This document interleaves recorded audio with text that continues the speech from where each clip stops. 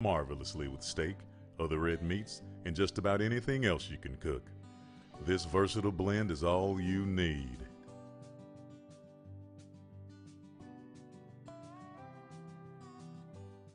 Bounty versus the old family dish towel. Drying with a fresh sheet of Bounty leaves your hands cleaner than a used dish towel that can carry and redistribute food residue. So ditch the dish towel for better hand hygiene. Bounty, the quicker picker-upper.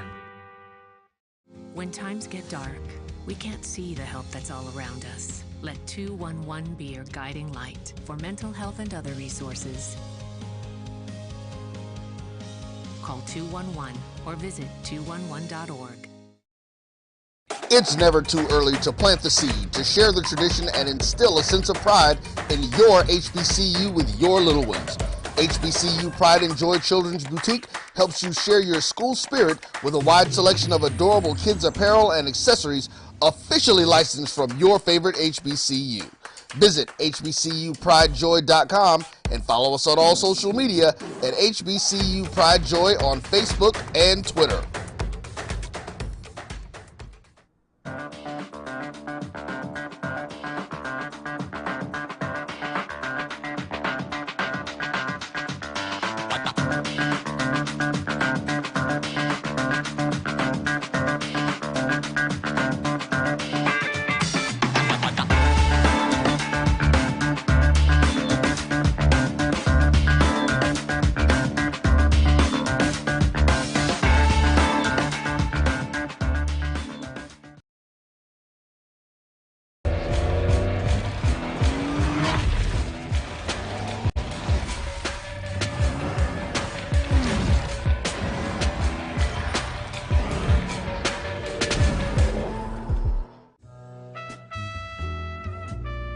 Every time I open one of these bottles, I hear trumpets and big band music.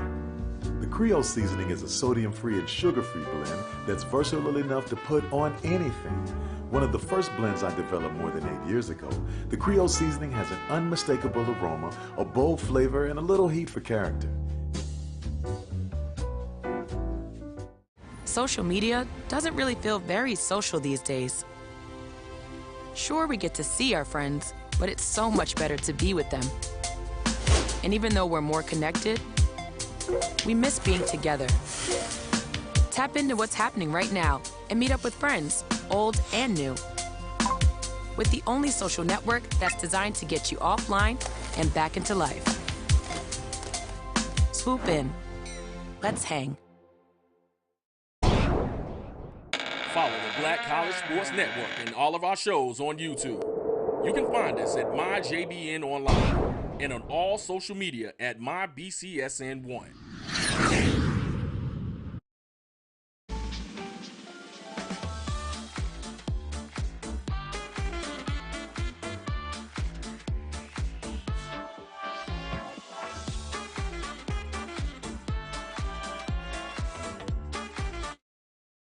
You see, Head & Shoulders has scalp shield technology, protects against flakes even between washes. It's never not working. Kind of like us. We're never not working. Number 15?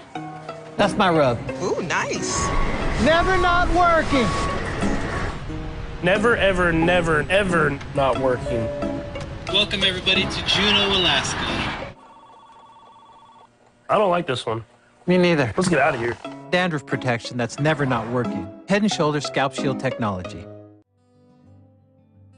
They say things are bigger in Texas. Well, Texas Cowboy Dust delivers big flavors every time.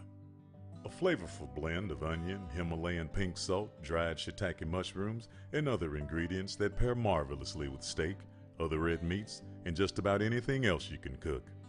This versatile blend is all you need.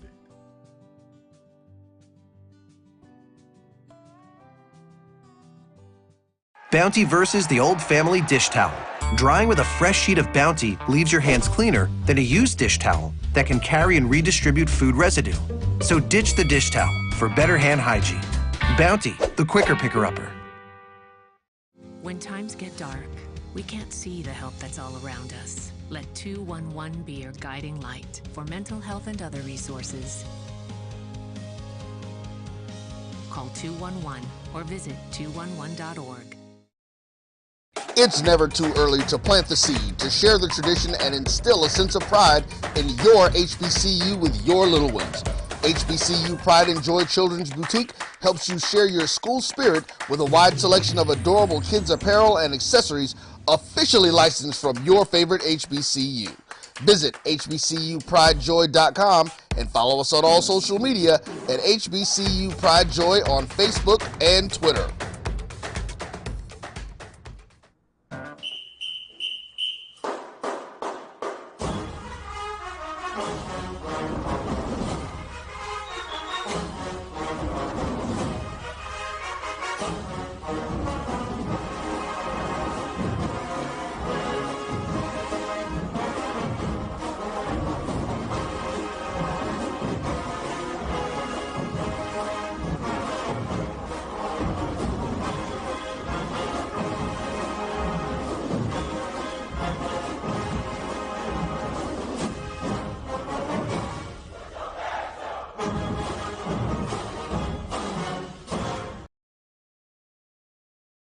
What's up, fam? What's going on, everyone?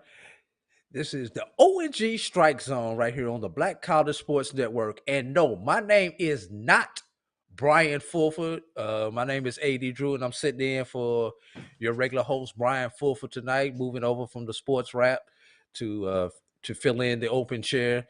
Joining me are your two regular co-hosts, Kelvin Rozier and Kofi Hemingway. Kelvin, Kofi, what's going on there, fellas?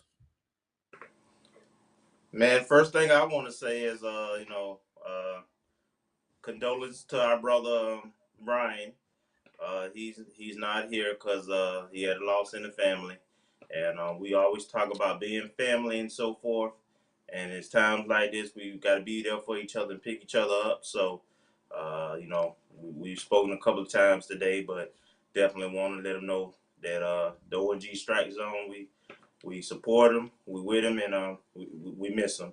And then also thank you, Drew, for stepping in and helping us brothers to get through this show also, man. Kofi? Yeah, definitely a shout out goes to Brian. Our thoughts and prayers are definitely with him and his family as they go through this loss. This is never easy losing a loved one, and it's just very tough. Brian has been very dedicated to the ONG Strike Zone, and so our thoughts and prayers are definitely with him.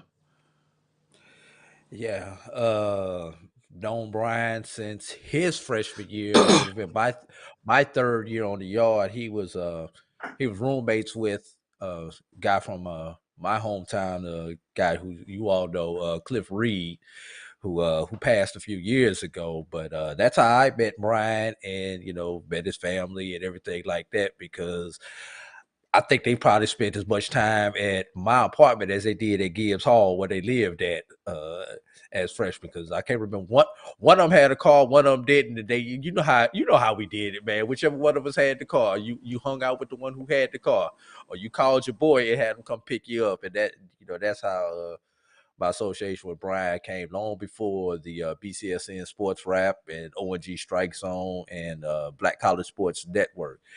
And I've always wanted to be on the show, fellas. I will admit, always wanted to come on the ONG Strike Zone.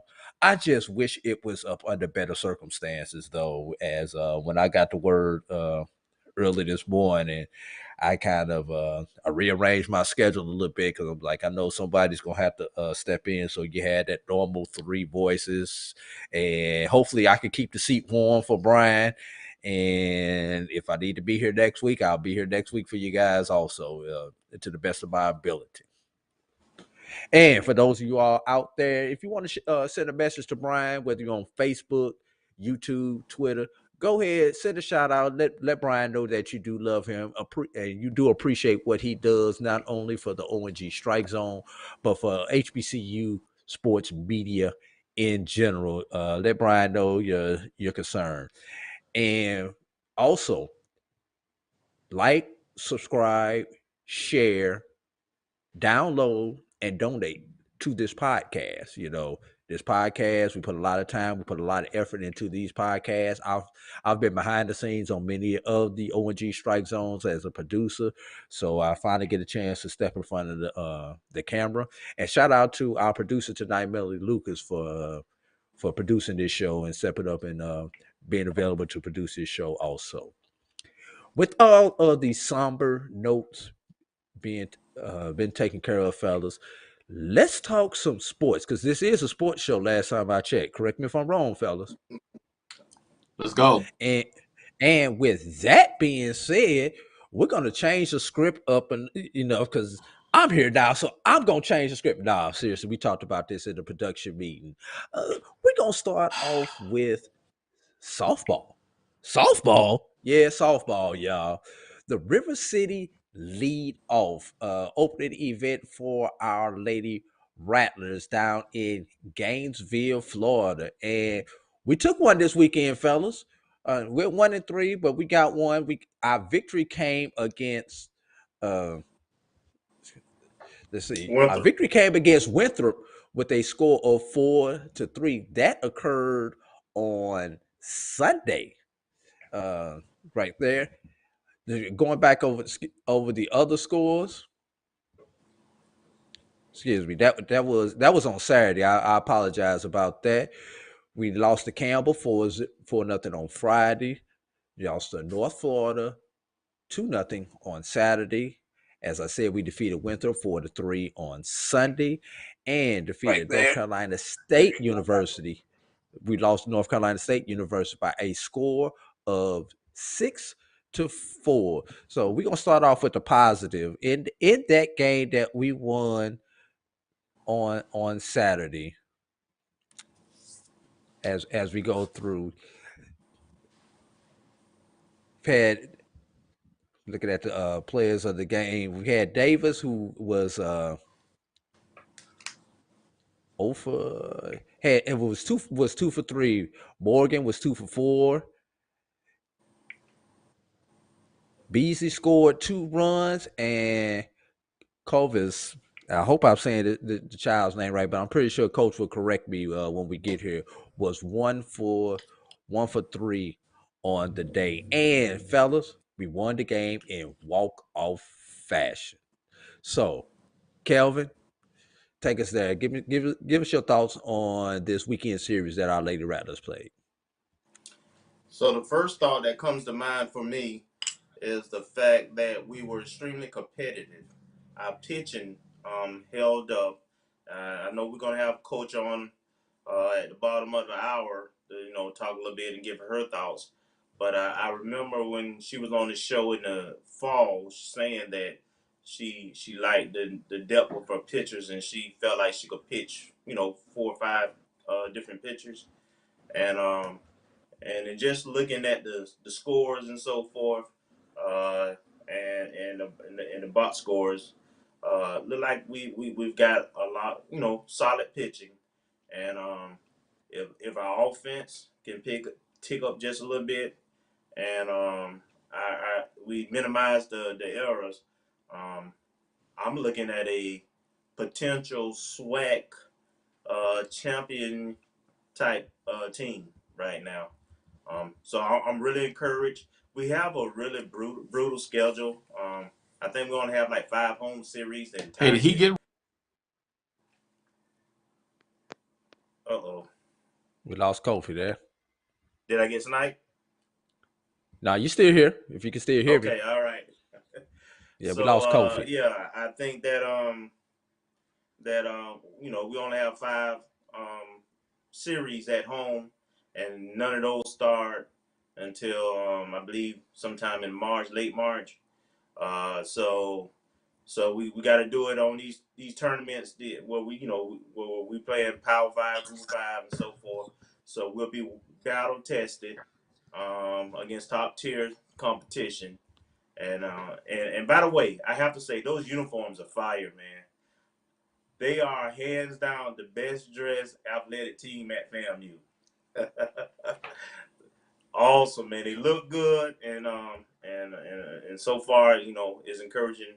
The first series, they got another series coming up, and another competitive series where they'll be playing Louisville and some other ACC type programs and so forth. So we'll get a better feel. But it's always good to get that first W, man. Yeah. Correct me if I'm wrong. They're the first team that's actually starting the season in the full LeBron gear, as everyone else has kind of had to transition during their season into the LeBron stuff. Correct me if I'm wrong on that, Calvin. That's correct. Even basketball, they had maybe one set. They didn't have all their sets and stuff, and same with some of the footwear. So you're correct in pointing that out. All right, Kofi, what say you about Yes, softball, sir. my brother? Well, we take softball seriously on the highest of 7 hills. What don't we take seriously on the highest of 7 hills, though, brother? I try to come tell stronger people, than but that. no, I meant what I said because it's softball season and we got the softball coach coming on, and everybody don't take softball seriously. You have to make that known for the people. I thought it was just an intramural field back in the day, we man. take it No, serious. I'm just playing. For instance, some bands take dance routines seriously, like FAMU. Other bands like Jackson State don't necessarily take dance routines all that serious. They just do rock the house and get out the field. So I said all that to say,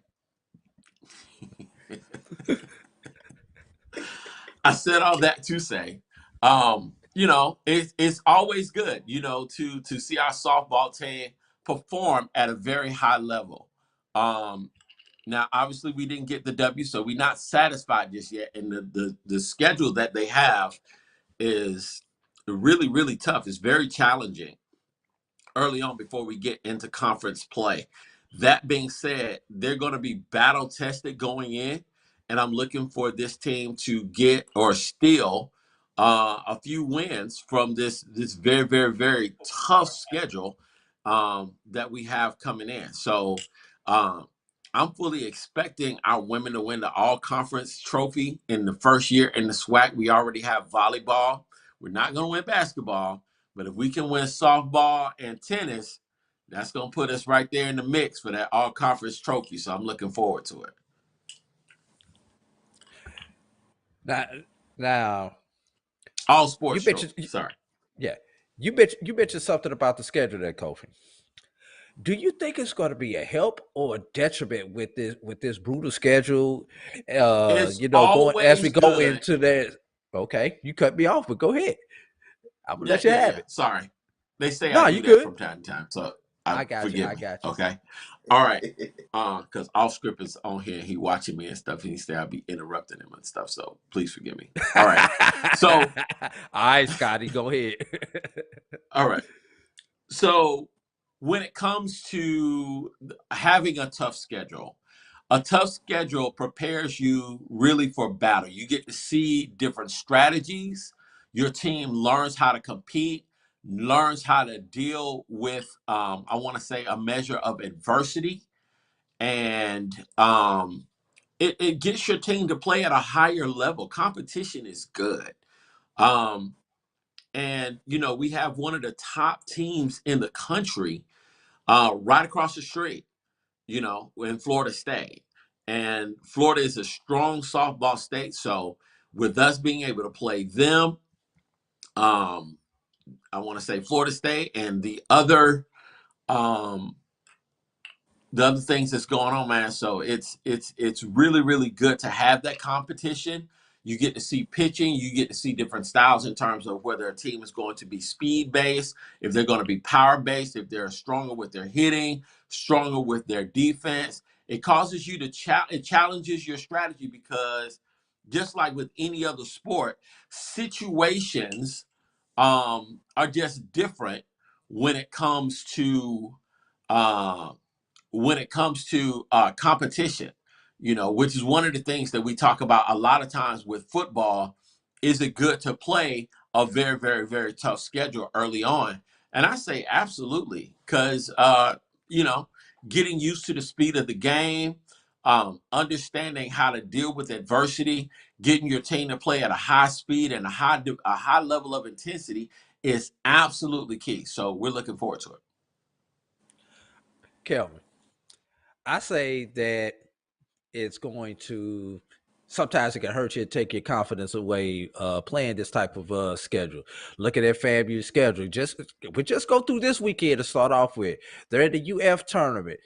They've got this is down in Gainesville. You've got Louisville on Friday, Villanova and Duke on Saturday. Then you've got Duke and University of Florida on Sunday. Then, when you think you've gotten all that handled, then you come home. At least you only got to go across town to play Florida State on Wednesday. That's a hell of a way to open up the schedule there, Kelvin. So it's tough. It's very challenging. I would have liked to have seen us mix in something, but at the same time, you know, you can't get any tougher competition in this schedule. I'll be curious to see how the schedule ranks across the country to see how tough this schedule is. Because, again, University of Florida has been a national champion. Florida State has been a national champion. Duke competes in the conference against Florida State.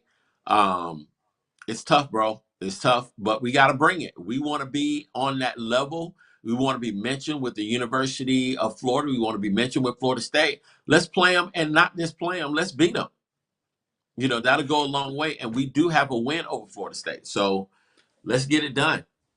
Let me remind y'all, too, that this is typical of the kind of schedule we've had under Coach Wiggins, the legend, since she ran the program. We always played in tournaments that had this caliber of competition. We've always played Florida State. We typically played the other schools in the state, if not in the regular season, always in these tournaments or in the playoffs when we wanted to meet at. So we you know, I've been down to Gainesville and watched us compete against Florida and be competitive and some of the Florida State games and you know, some of the other teams we played. So this is nothing new. I agree. This every HBCU program ain't capable of doing this and maintain confidence and pull out a W here and there.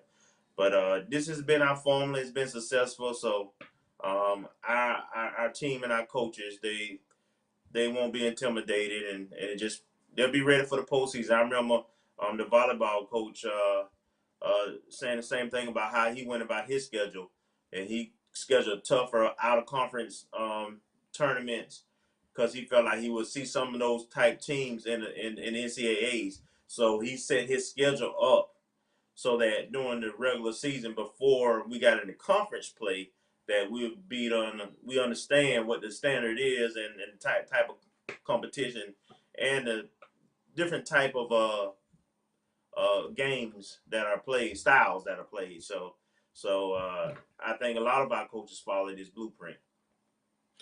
Looking at some of the other non-HBCUs on the Lady Rattlers schedule, in March, they face Army, South Florida, UIC, Furman,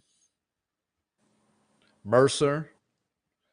And that's in March. In April, they will face Jacksonville University. So those are some of the non-HBCUs that they have on the schedule, in addition to some of the SWAC teams. So why does South Carolina State always wind up on any schedule that we do at FAMU? Somebody help me out with that one, because we got South Carolina State on the schedule. They're regional. They're family. We have a good relationship with South Carolina State. They're not that far away. You know, they're right down the street, kind of. You know, and they're HBCU, and we like beating them when we had opportunity, and they like beating us when of course, you know, the shoe is on the other foot. But it's a good competitive series, really, in all sports.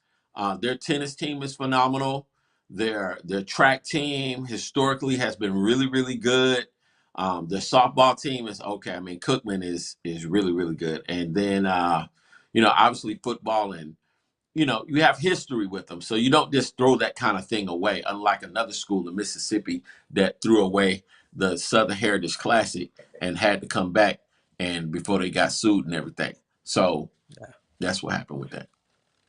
And I'm glad you brought that up because my goal on this show today, because this might be the only show I could get away with this, is to not mention that school outside in Mississippi that shares the same town as Tougaloo College. So I'm gonna see if I can go without saying that the name of that school today on this show, since this is a Hey, bro, FAMU Rattlers listen, show. I just want them. They say they got a bounty out for Coach Shoop and everything. Talking about because he called them Deion State University, but I just want them to get a bounty to fix them darn potholes in their city and fix them water pipes, and then we can talk.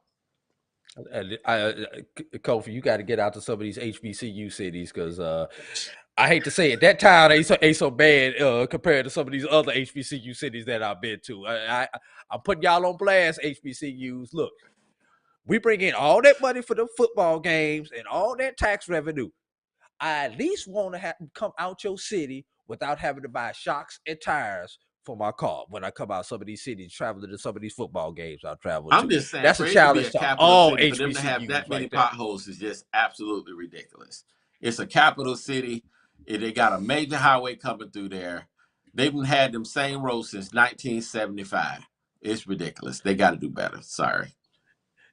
Kelvin, what do y'all do with this man every week, man? How do y'all do this, man, every week, man?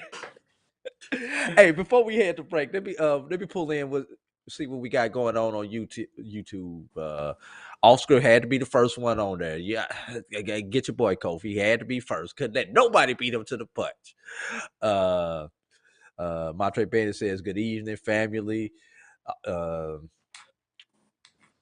Them boys. Off script. I really be wondering, did Bounty really pay for the ad, or did they rip it up? Are you taking a shot at us off script, talking about us with our Bounty ad? Yeah, we getting a couple coins for that. I'll go ahead and put that out there. We don't run them for free, my brother.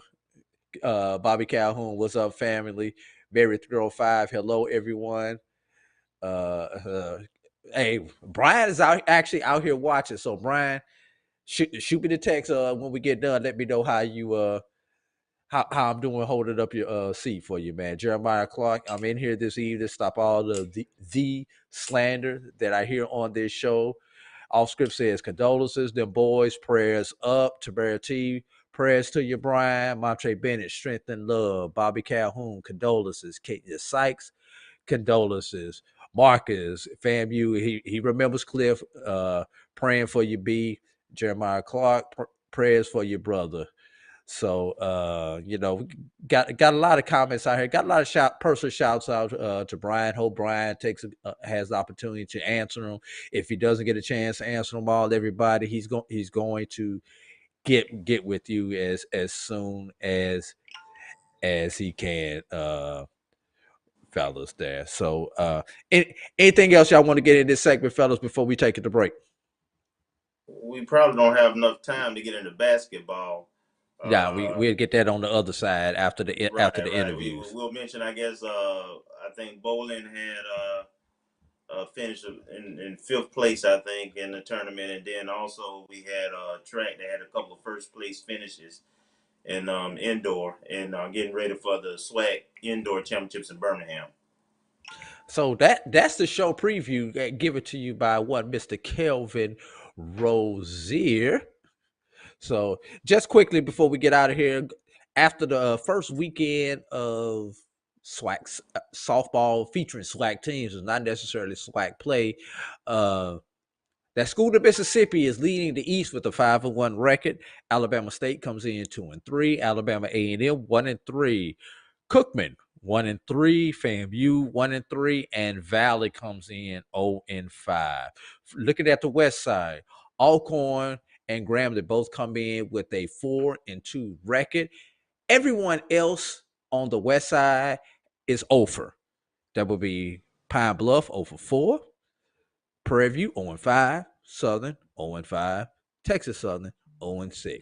Just like we thought in the preseason, the power looks like it's going to probably be in the East once again, fellas.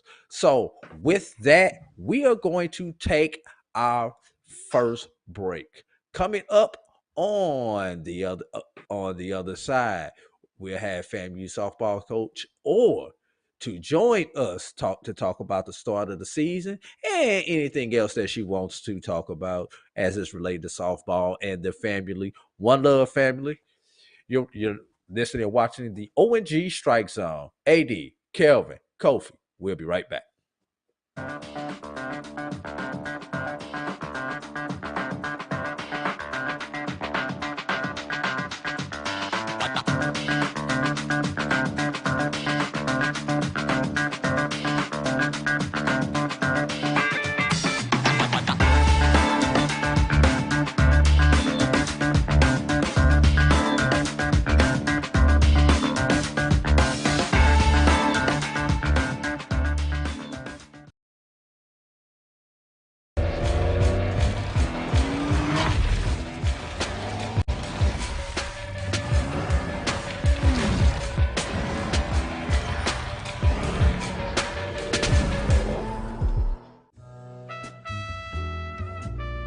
Every time I open one of these bottles, I hear trumpets and big band music.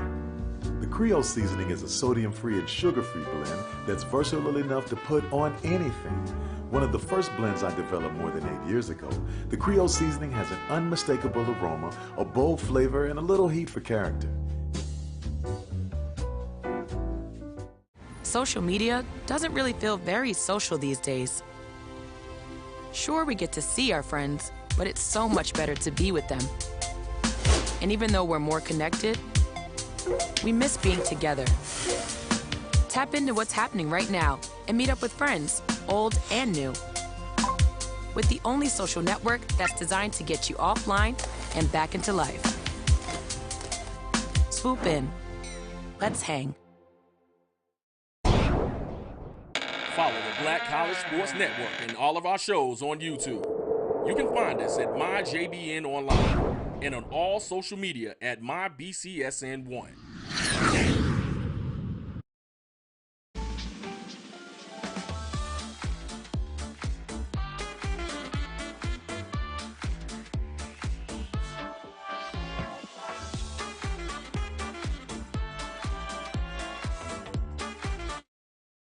You see, Head & Shoulders has scalp shield technology, protects against flakes even between washes. It's never not working. Kind of like us. We're never not working. Number 15? That's my rub. Ooh, nice. Never not working. Never, ever, never, ever not working. Welcome everybody to Juneau, Alaska. I don't like this one. Me neither. Let's get out of here. Dandruff protection that's never not working. Head & Shoulders scalp shield technology. They say things are bigger in Texas. Well, Texas cowboy dust delivers big flavors every time. A flavorful blend of onion, Himalayan pink salt, dried shiitake mushrooms, and other ingredients that pair marvelously with steak, other red meats, and just about anything else you can cook. This versatile blend is all you need.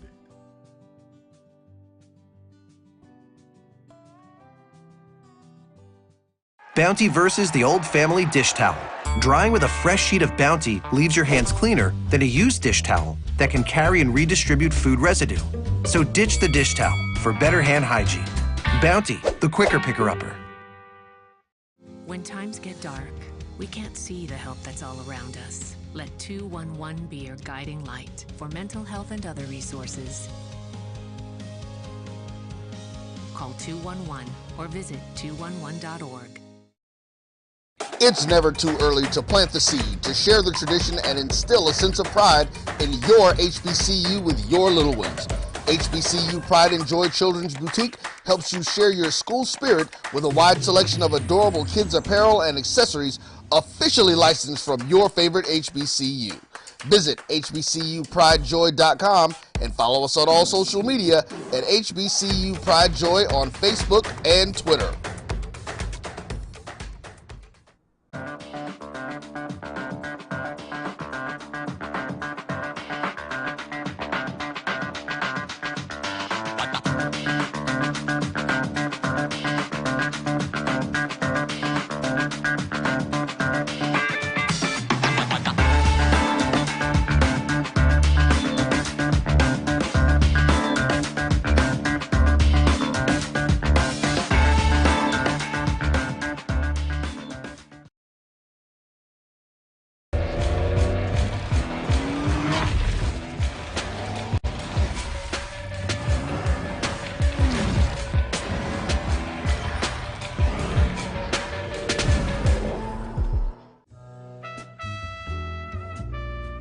Every time I open one of these bottles, I hear trumpets and big band music. The Creole seasoning is a sodium-free and sugar-free blend that's versatile enough to put on anything. One of the first blends I developed more than 8 years ago, the Creole seasoning has an unmistakable aroma, a bold flavor, and a little heat for character. Social media doesn't really feel very social these days. Sure, we get to see our friends, but it's so much better to be with them. And even though we're more connected, we miss being together. Tap into what's happening right now and meet up with friends, old and new. With the only social network that's designed to get you offline and back into life. Swoop in. Let's hang.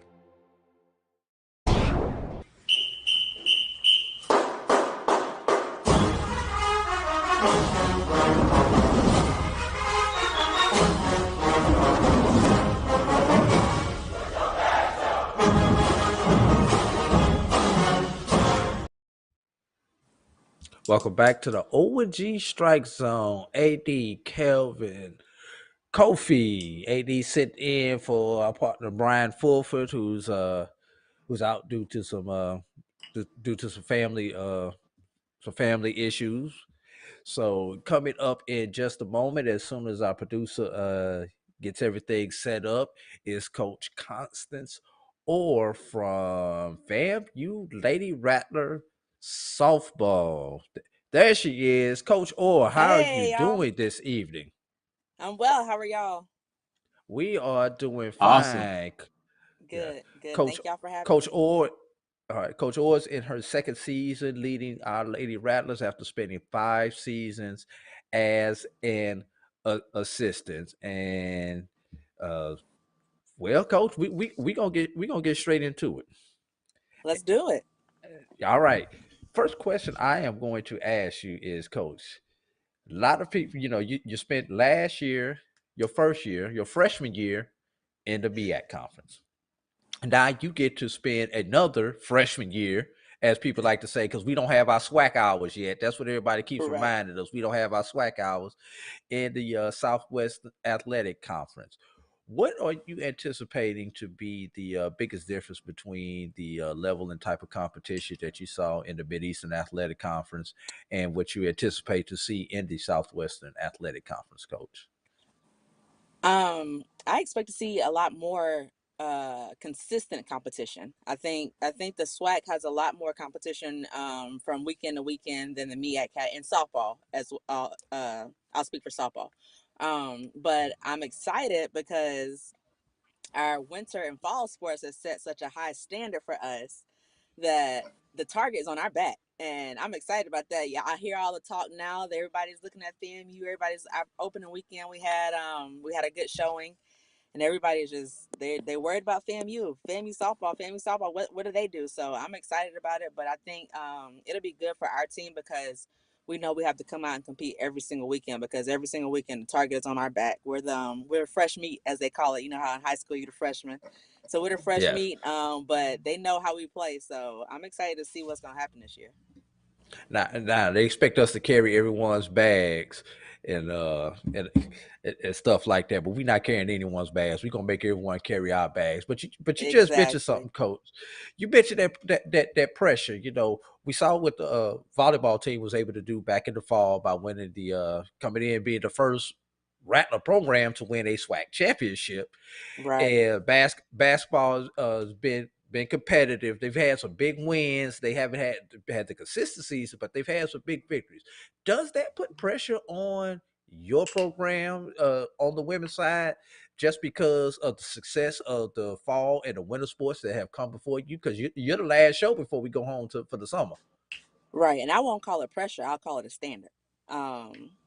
We don't feel pressure. Pressure's for the weak. But we do have a standard that our sports have set, and I love it. I love that they've set a standard for our athletics program, so they know that from fall to winter to spring, we're coming with the heat. Like we're coming to play, and that's what I want. That's what I want. I want everybody to be on their toes. I want everybody to be worried about us when we step on their fields or when they step on our field. Kelvin? Coach, you mentioned about the standard. Of course, the legend Coach Wiggins. You worked with her before you took over the reins, and of course, there's no higher standard in women's softball than that. And I know she'll be getting honored in the MEAC Hall of Fame, I believe, soon. But I want you to, before we start talking about the season and everything, talk about your mentor and what it's like to work for a legend like that with those kind of standards. And then also talk about your additions to your staff. Okay, yeah. First, I don't know that I can put in words the experience that it was working underneath Coach Wiggins. Every day was a lesson. Every day was a journey. Every day was an experience. I loved it. I still call her to this day. I just talked to her on Monday. Monday, I talked to her. I called her, and I was like, Coach Wiggins, tell me about the weekend. I know you watched the games. And she definitely watched them. She was like, I was watching with my chest out because I was proud of those girls. They just brought out the game. They played well. But working under her, it was amazing. Every day was a learning experience. You think you get to a certain level and you get kind of complacent, but I can never get complacent with Coach Wiggins because every day I learned something new. She was teaching, and that's what she wants. As long as you learn from her, that's all that matters for her. Like the wins, the success that she had, she doesn't care about that. She cares about the success of her players, her coaches who coming behind her. So just living and breathing and doing what she's doing and taking over for her is an honor, honestly. But everybody thinks that I'm trying to replace her, and I'm not trying to replace her. I'm just trying to make her proud. Like at this point, I'm just trying to make her proud and continue the legacy and continue to do what she engraved and implemented in this program. A lot of people was like, are you going to change anything? If it's not broke, don't fix it. It works. It works. So I'm going to tweak some things and make it my own, but I'm using her blueprint and I'm doing what I need to do. But yeah, I love that lady and I can't say enough good things about her. I brought a former player. She played for us last year. She was the grad assistant in the fall. I brought her on to be our assistant coach in the spring. She's helping us out a lot, knowing the program and knowing what to expect. She played for me. She played under me last year, but she also transferred from Howard. So she has a lot of experience in the HBCU world as well. So she's helping us out a lot. And I also have Coach Camise Patterson that coached here previously, took a little quick hiatus, and then came back last year to continue to work for us.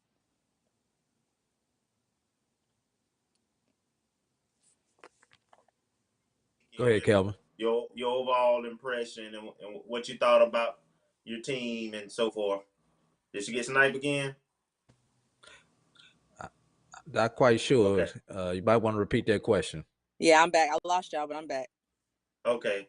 All right, Coach. Yeah, just want you to talk about this past weekend, what you were expecting and what you saw in your team, and the competition first time out. I think I got everything I expected and more. The girls came up, they showed up, and they showed out. We played a few tough games. The first game we lost 4-0. I think that was just jitters. That was first game jitters because we kind of beat ourselves. I think 3 of the runs were unearned, so we were just settling in. We came back. We bounced back and played a tough 2-0 game against UNF. Then we got our first win on Saturday against Winthrop. And then we came back and battled against NC State. But we had a really good showing this weekend. We lost on a walk-off home run against NC State. We held them 4-4 through 7 innings. But I think we showed up and we showed out and we did what we were supposed to do because a lot of people were interested. A lot of people were asking questions. After the games, I had a lot of fans from other teams coming up to us talking about how tough we were and how they were worried and they didn't expect that from us. But like I told the girls, people are gonna sleep on us. They might sleep on us, but we're gonna leave our name out on this field, and people are gonna be worried about us once we get into it. So we did what we were supposed to do this weekend. All right, Kofi. But Coach, so everybody is raving about your uniforms, and people want to order visors. They want to get some snapshots. They want to see how they can get some jerseys, some some merch. So Really, So first, who selected did the team do it? Did you do it? Um, who? Oh, all right, okay, I will take all all the right. credit for that. Yeah, everybody has been raving. They're like, "Oh my God! Like these are the best uniforms of any sports team on the highest of Seven Hills right now." So that says a lot because you know how Rattlers can be. They can be very finicky and stuff. So when you get Right. compliments and stuff like that, it's like a big deal. So I think that is huge. Um, Yeah. but how can they get? You know, people want to get visors. People want to get some merch and everything. So how can they get some merch? We're working on an online store now, but we have stuff in the office. We still have stuff coming in. I know a lot of things were on back order. You know, with this pandemic, things have been working, but we have stuff in house. If they want to stop by the office, but we're working on an online store, so people that don't know where offices are out of town, they can order it as well. But yeah, the uniforms, they were a big hit. We did a whole unveiling for the girls, for the team. But what I really wanted was just they say you look good, you play good, you look good, feel good, play good, and being in a new conference, being just a whole. We have a lot of new players. I know we talked about that last time I was on. Just having a whole new just feel for everything. So I wanted them to have that feel with the uniforms as well. So when they got the uniforms, they were going crazy. But that first weekend showed that they thought they looked good, they felt good, so they played well. But yeah, with the merchandise, we're working on an online store. But if not, they can always call or text or email me, and we can get going with sales. Awesome. So it's that constance.org at famu.edu. Yes, sir. All right, that'll work. All right, Coach. Yeah, and I won't be honest with you. I'm sitting up here, Coach. You look like you're young enough to still have a little bit of eligibility left. So you ever get out there in the cage and try to hit some of them hot shots? Because I mean, it wasn't like you were a poo player. You know, you were all tournament team player in the ACC, and do you get out there and try to field some ground balls at third base like you did when you was playing? You get in a circle every now and then. Do you try to get out there with them every now and then still? Look, let me tell you, I talk my junk, but I know how far to go. I'll talk a good game to those girls, but I always tell them, do as I say, not as I do. I got you. I got you. You say slow pitch now, huh?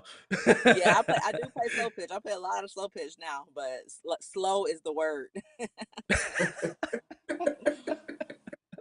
I got you, Coach. I got you. I got you. Now there was some there was some work done to the field, some upgrades done to the fields. Obviously you're not gonna be at home for a while, but how has the new field been for you? Do you think it has made a difference in just your off season getting ready and your practice? And do you think it's going to be what kind of asset do you think it's going to be when you actually get to play a game on the upgraded field? Yeah, we'll have a big advantage when we get to play on the field because the ball plays different. Just it's a lot of different aspects that come with it, and I love it.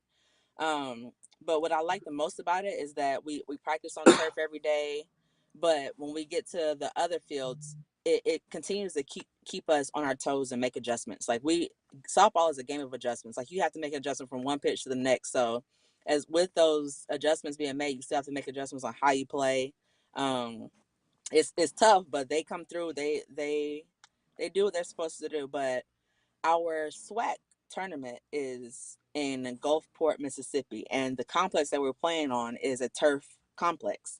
And we are the only team in the SWAC with a turf field. So that would give us a huge advantage with the conference tournament. All right.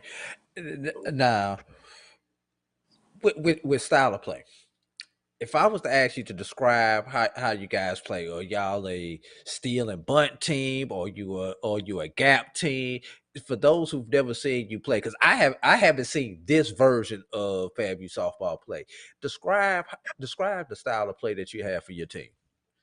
We're fast and aggressive. Usually you have your traditional power hitters and you have your traditional bunters and slappers, but our power hitters can also steal and take bases and put a bunt down and beat it out. So we're fast and aggressive, and we like to continue to put pressure on teams from inning 1 through inning 7, so they can never get comfortable with us. All right, Kelvin. So, Coach, you got another tournament where you're playing a lot of Power 5 schools coming up. Of course, it's nothing new for our program. We play tough competition every year. We play Florida State every year. I've been there when we played UF and some of the South Florida and Central Florida, both in regular season as well as postseason. Talk about this upcoming tournament, where you think your team are we healthy and so forth, and also just in general, having those tough schedules to start the season. Yeah, we're healthy. We're excited. What I like playing the most about playing these teams is a lot of our girls. They grew up playing with these girls. So they're hungry to play them. They love it. We love it. I like how this year our schedule was. I like how it was made up because we went and got some confidence that first weekend. Now we're gonna come this weekend against these Power 5 schools, and we're gonna shock them to death because they just expect us to be scrappy, but we have the confidence as well as the athletes and the talent. So I'm excited to see us play this coming weekend. Go ahead, Kofi. So really, really with everything that you all have accomplished over the years, how has I want to say the recruitment aspect been going in the local area? I want to say in the state of Florida, Southeast, or just how has recruitment been over the last year or so, especially with the new Nike transition, or just whatever things may help? The Nike it helped a lot. The Nike contract that helped a lot. Of course, everybody loves Nike, so that draws in a lot of kids. But we love to stay local. We love to stay within our roots. I think we have all but maybe 2 or 3 girls on our team are all from Florida. We just like to keep it local. Like, we're a true FAMU Florida team. We're a true HBCU. We love to see our African Americans on the team. But yeah, our recruiting process is always very smooth because you have so many supporters, so many FAMU supporters, so many FAMU alumni whose kids are now coming in and playing. So we get emails left and right. We get at least 20 to 30 emails a day easily. And then when it's recruiting time, we get 10 times that. So our recruiting process is very easy. And a lot of things fall in our lap a lot of times because we get girls from schools that still want to come to FAMU. So they're trying to transfer, they're trying to come. FAMU is a hot commodity right now. That's really good to hear, man. It's we haven't seen our HBCUs make that transition, I want to say, when it comes to postseason play. So how do we take that next step to get to that whole Sweet 16, Final Four, World Series of softball? What do we need to do, and how can FAMU help in that process? It's more so I talk about this often. It's not the talent, it's the outside sources. It's the sports psychologists. It's the support. It's the support outside of on the field stuff that will to take you to that next level. Like I said before, we're going to play these Power 5 schools, but is all the girls that our girls have grown up playing with. So the talent is there. It's just the support, is the preparation, is the equipment, is all of the stuff outside of it. So just the support of the FAMUans, just to get us where we need so we can get over that hump and get to that next level. That's what'll help us get to the postseason, deep in the postseason. All right, Coach. You mentioned those Power 5 schools, and you played at one of those Power 5 schools, playing at UNC, University of North Carolina.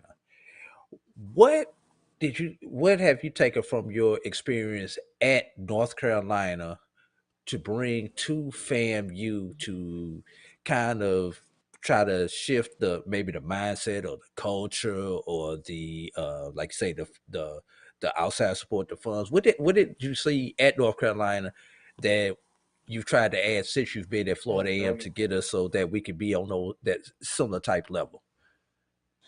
The sky is the limit.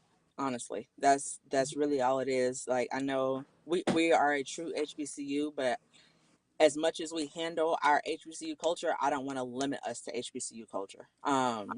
I think that's the biggest thing for us is we go play these PWIs and people think that we're not on their level, but I love that we beat a PWI this weekend. I love that we're competing against these PWIs because just because we are HBCU, that doesn't mean anything. They, like Coach Wiggins used to say all the time, they put on their jerseys just like us, they top their shoes just like us. Like that doesn't. Did we lose her? Can you hear me? I think we lost. I think we lost her for a second. She froze up. While we wait and see if Coach comes back. Kelvin, Kofi, anything that y'all want to add in about softball there? Oh no, man! I'm in. You know, I hope everybody can feel the passion and just feel the love that we have in this coach with Coach Orr. I mean, she's a treasure all within herself, and I can see this program taking the next steps to compete at an even higher level than what they have seen even in the past. I fully expect us to win the SWAC. Straight up. Agree. We have a standard. We have a standard. We have a culture in softball. We won more MEAC championships than anybody. We've always played SWAC programs throughout years. So the standard is the standard. And you know, so you know, we expect to win. All right, we expect championships. We have Coach back. That's yeah. I would say we had Coach. Yeah, we got Coach back. Any last questions, fellas? Any last questions that we have for Coach before we let her close it out? Kelvin, Kofi. No, well, since she came back in right where we was at, I put a little pressure on her. I mean, I know. No, I hear y'all and what y'all expect. She said there's no such thing as pressure, Kelvin. Remember? Yeah. So standard. Just talk about that yes, standard. I expect to win for the season. What do you say? Expectations for the season. Talk about that standard, the standard of winning at FAMU softball, and your expectations for this squad for the rest of the season. Yeah, our expectations are nothing less than a conference championship. Compete against every team we play, no matter what conference they're in, no matter what level they are. But yeah, they have us finishing 4th right now in the SWAC. Like that was our prediction.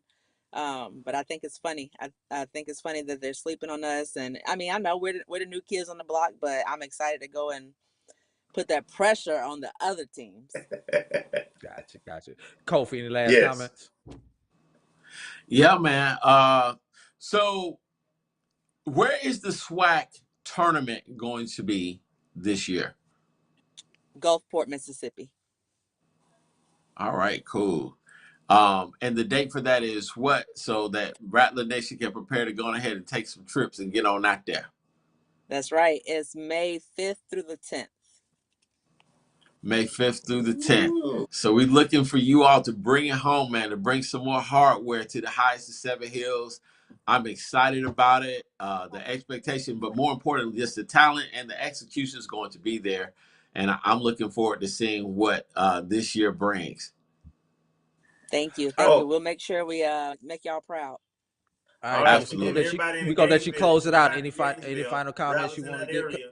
Make sure you go and support the team in Gainesville also at the tournament.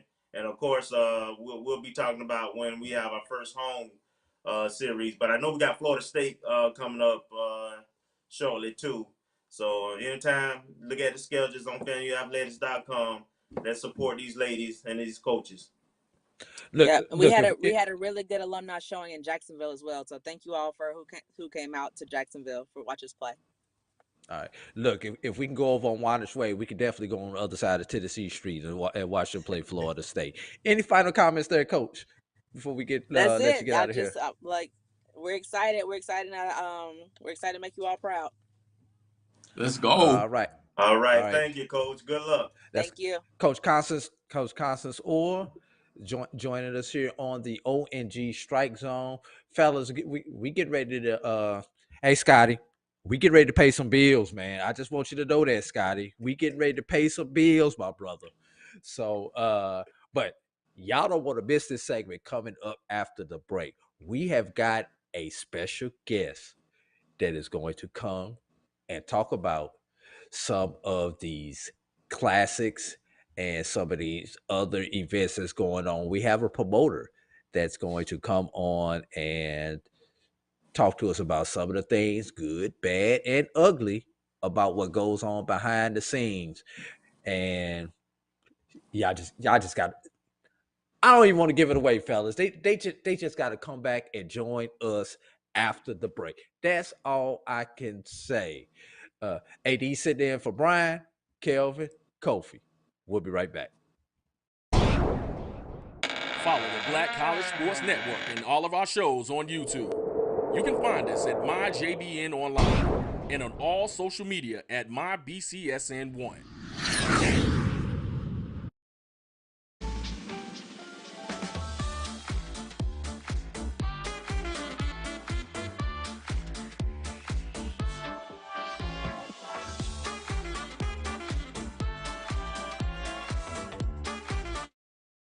You see, Head & Shoulders has scalp shield technology, protects against flakes even between washes. It's never not working. Kind of like us. We're never not working. Number 15?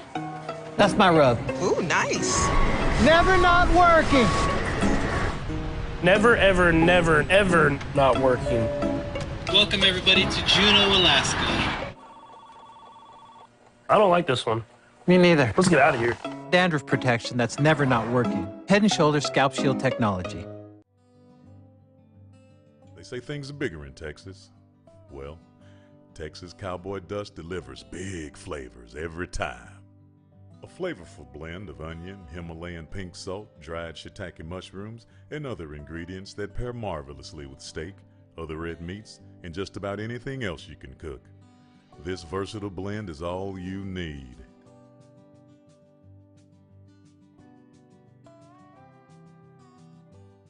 Bounty versus the old family dish towel. Drying with a fresh sheet of Bounty leaves your hands cleaner than a used dish towel that can carry and redistribute food residue. So ditch the dish towel for better hand hygiene. Bounty, the quicker picker-upper. When times get dark, we can't see the help that's all around us. Let 211 be your guiding light for mental health and other resources. Call 211 or visit 211.org. It's never too early to plant the seed, to share the tradition, and instill a sense of pride in your HBCU with your little ones. HBCU Pride and Joy Children's Boutique helps you share your school spirit with a wide selection of adorable kids' apparel and accessories officially licensed from your favorite HBCU. Visit hbcupridejoy.com and follow us on all social media at HBCU Pride Joy on Facebook and Twitter.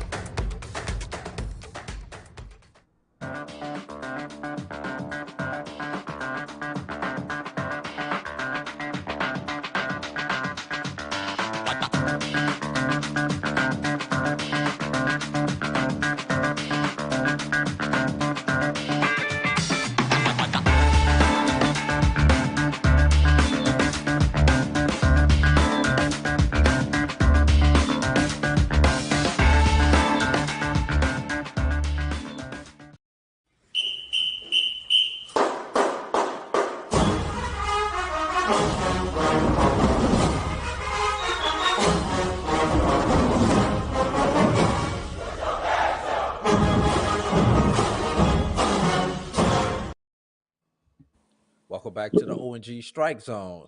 AD sitting in for Brian, Kelvin, Kofi. All right, fellas.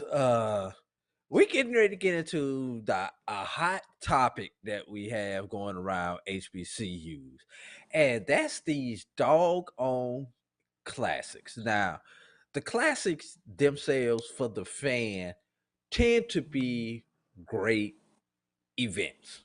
You know, we travel to another city outside of our own most of the time. There are a couple of schools who have a hometown classic, like the Turkey Day Classic and things like that.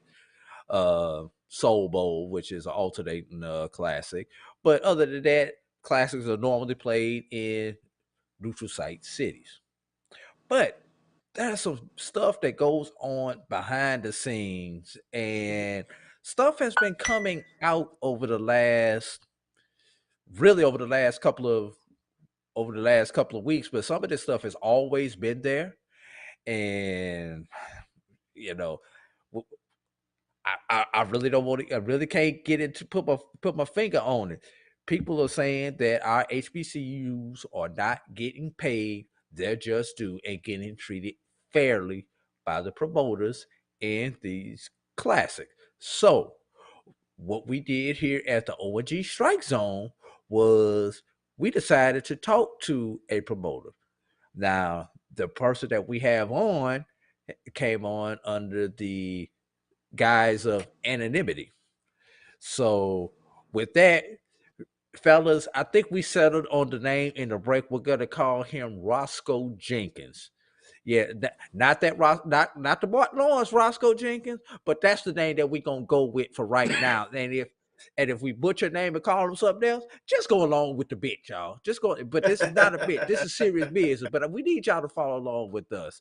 So Roscoe, are you there?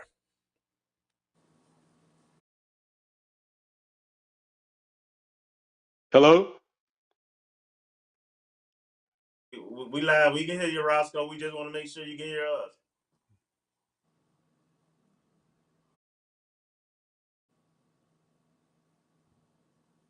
Producer, do we got Can you hear me?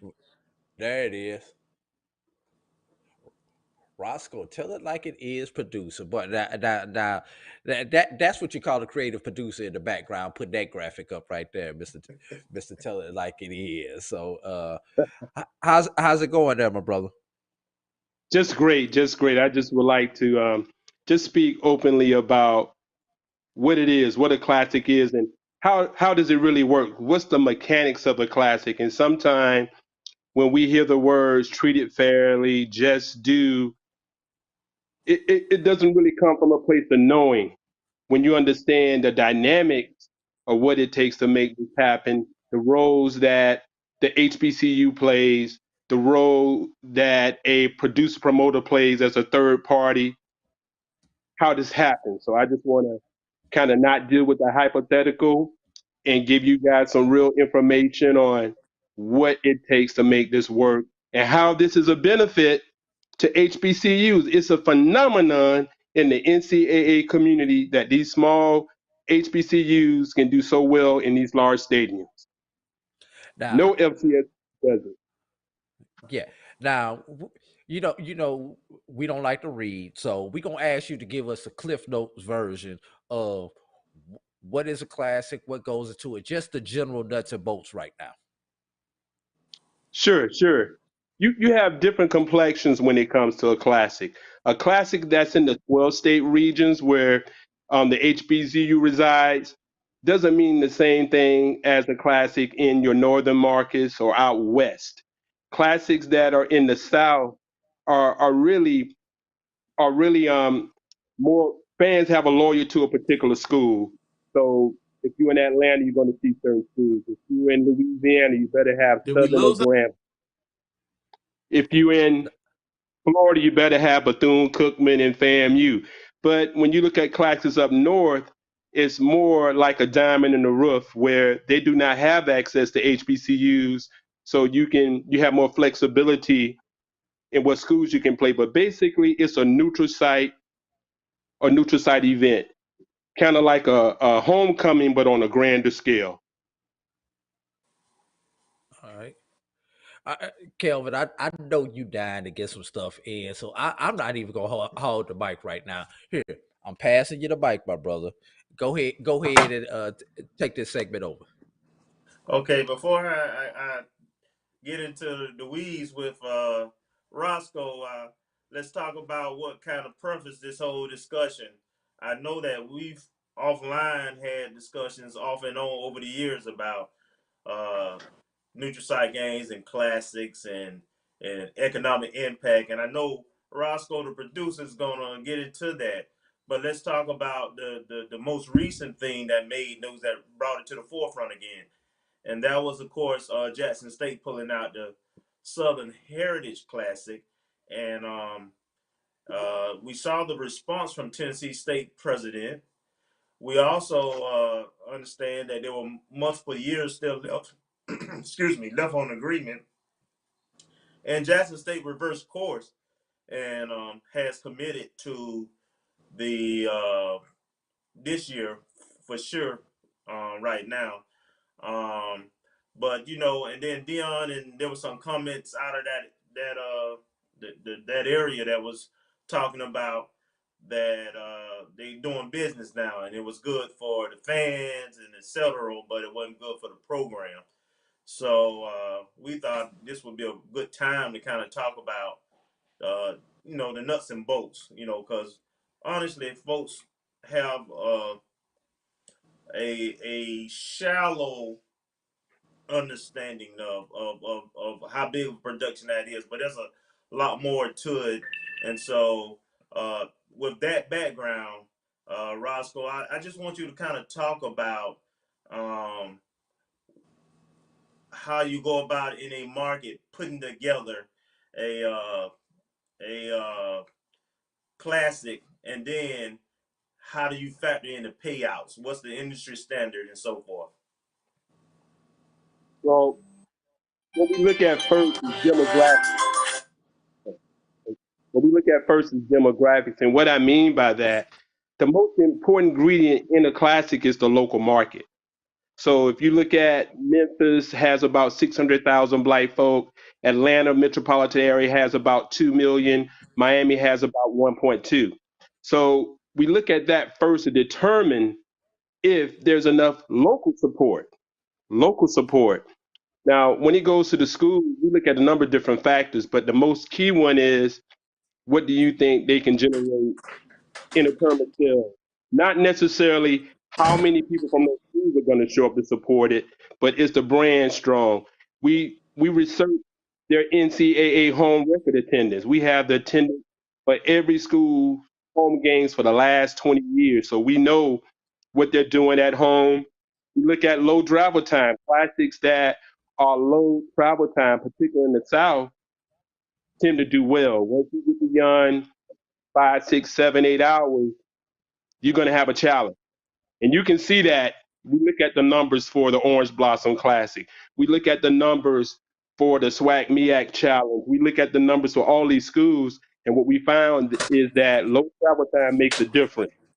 And when it comes to the school, we negotiate a guarantee. And particularly with HBCU, HBCUs have no risk, none. So we can pay a guarantee is what you agree to. We'll make an offer, they can counter offer. And when we make offers, we look at two things. We can buy existing matchups. If it's a game that's already contracted, all games have contracts, we will make an offer to the home team for the rights to that game, and then pay for meal, travel, accommodations, and get some consideration money to the home team. So when you see a guarantee, whether it's 150, 200, 300,000, whatever it is, that's just the cash payout. Usually, we'll play meal, travel, accommodations for football team, marching band, and cheerleaders. That could be another couple 100,000, depending on where it is. You got to take care of your venue. The venue for NFL venue, you name any of them, can cost hundreds of thousands of dollars. Hundreds, $200,000, $300,000, $400,000. And then the third piece of that pie is advertising. And you have to put money in advertising. So when you look at a classic, there are three main areas.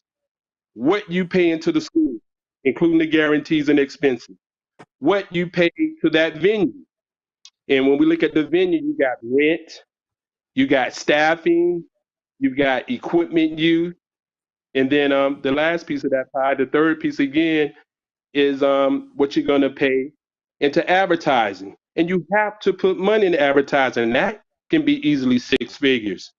So the schools, again, they have no risk. It's unheard of. If we look at best in class or comparable to a classic, it's a bowl game. Every bowl game except for one, they have to sell tickets. Every bowl game is done by a third party, a promoter, whether that be ESPN, whether that be a not-for-profit or city. They're all third party events. Not one classic, not one bowl game is owned by a conference or a school. Not one. But when it comes to classics, say during the regular season, we do have schools that own classics, and we do have schools, third parties like myself, that own classics. But so when you look at the expenditure side of it, and the schools are figured into that, say that game costs, and I'm just going to use low round numbers, $400,000. No, let's say $800,000 because you're in a major market. You're in a market like Atlanta or LA or New York, Miami. Easy can be 700,000, 800,000. What we do is determine what the break even is. And that is the simple formula.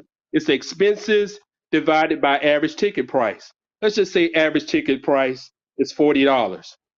So 40 divided into 800,000 is 20,000. So you're going to need 20,000 people to get your money back. And that's without any consideration for sponsors. Sponsors don't show up for black events like they do general market events. So we usually make it based on tickets. Anything got to 20,001, you're in what we call the blight. You're in the blight. Anything less than that, you're in the red. Again, what's the responsibility of the school? Show up and play a game.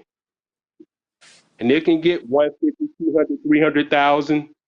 Even if you incentivize them, the way HBCUs work, you give them that guarantee money, they're not pushing your gate, the classic gate. They're going to put money on their other home games because they got your money. So typically, once you deduct all expenses, it's usually a third, a third, a third. The venues usually get about a third. Promoter gets around a third. And actually, the schools end up together collectively with a third. So some people say, is that fair? They exploiting the school. No, the schools are not being exploited. They have no risk. They have nothing but upside potential. But what's going on now, you have Jackson State, which is doing great. I love what they're doing. Their numbers are incredible for FCS, and they surpass many FBS schools. But that's the phenomenon. Most HBCUs don't even come close to what Jackson State is doing in recent years. So I can understand where they can say we can get more money out of this. Everybody come and see Jackson State. Well, Mr. Jones, who had the Southern Heritage Classic since 1990, he built that brand. He built that brand. And they got 3 years left on that contract, and they're going to play 3 years because you can't make an emotional decision and say, well, we Jackson State, so we don't want to play no more. It doesn't work that way. We have agreements that spell out the relationship. So they will be there for the next 3 years unless Mr. Jones decides to let them out. And he doesn't have to do that. And even though Jackson State is a phenomenon, again, classic in the South do best with low travel time. There's a few exceptions, but Jackson State did not show up for the Orange Blossom Classic. It did 25,000 people. Jackson State did not show up in numbers at the Celebration Bowl. It did less than 30,000 people. And South Carolina State brought more people than Jackson State. So when we look at classic, you cannot discount what that producer promoter does. The producer promoter responsibility is to put that butt in the seat, regardless of what the schools do. He has to create the environment to make that classic the big event and the place to be. And it takes money, it takes a skill set, it takes being very knowledgeable about the demographics and black folks, spending habits, trends, when they get paid, when they don't get paid, discretionary income. There are a lot of So factors that go. Roscoe. Yes. So Roscoe, let me jump in real quick. Sure. I saw AD shaking his head about a comment.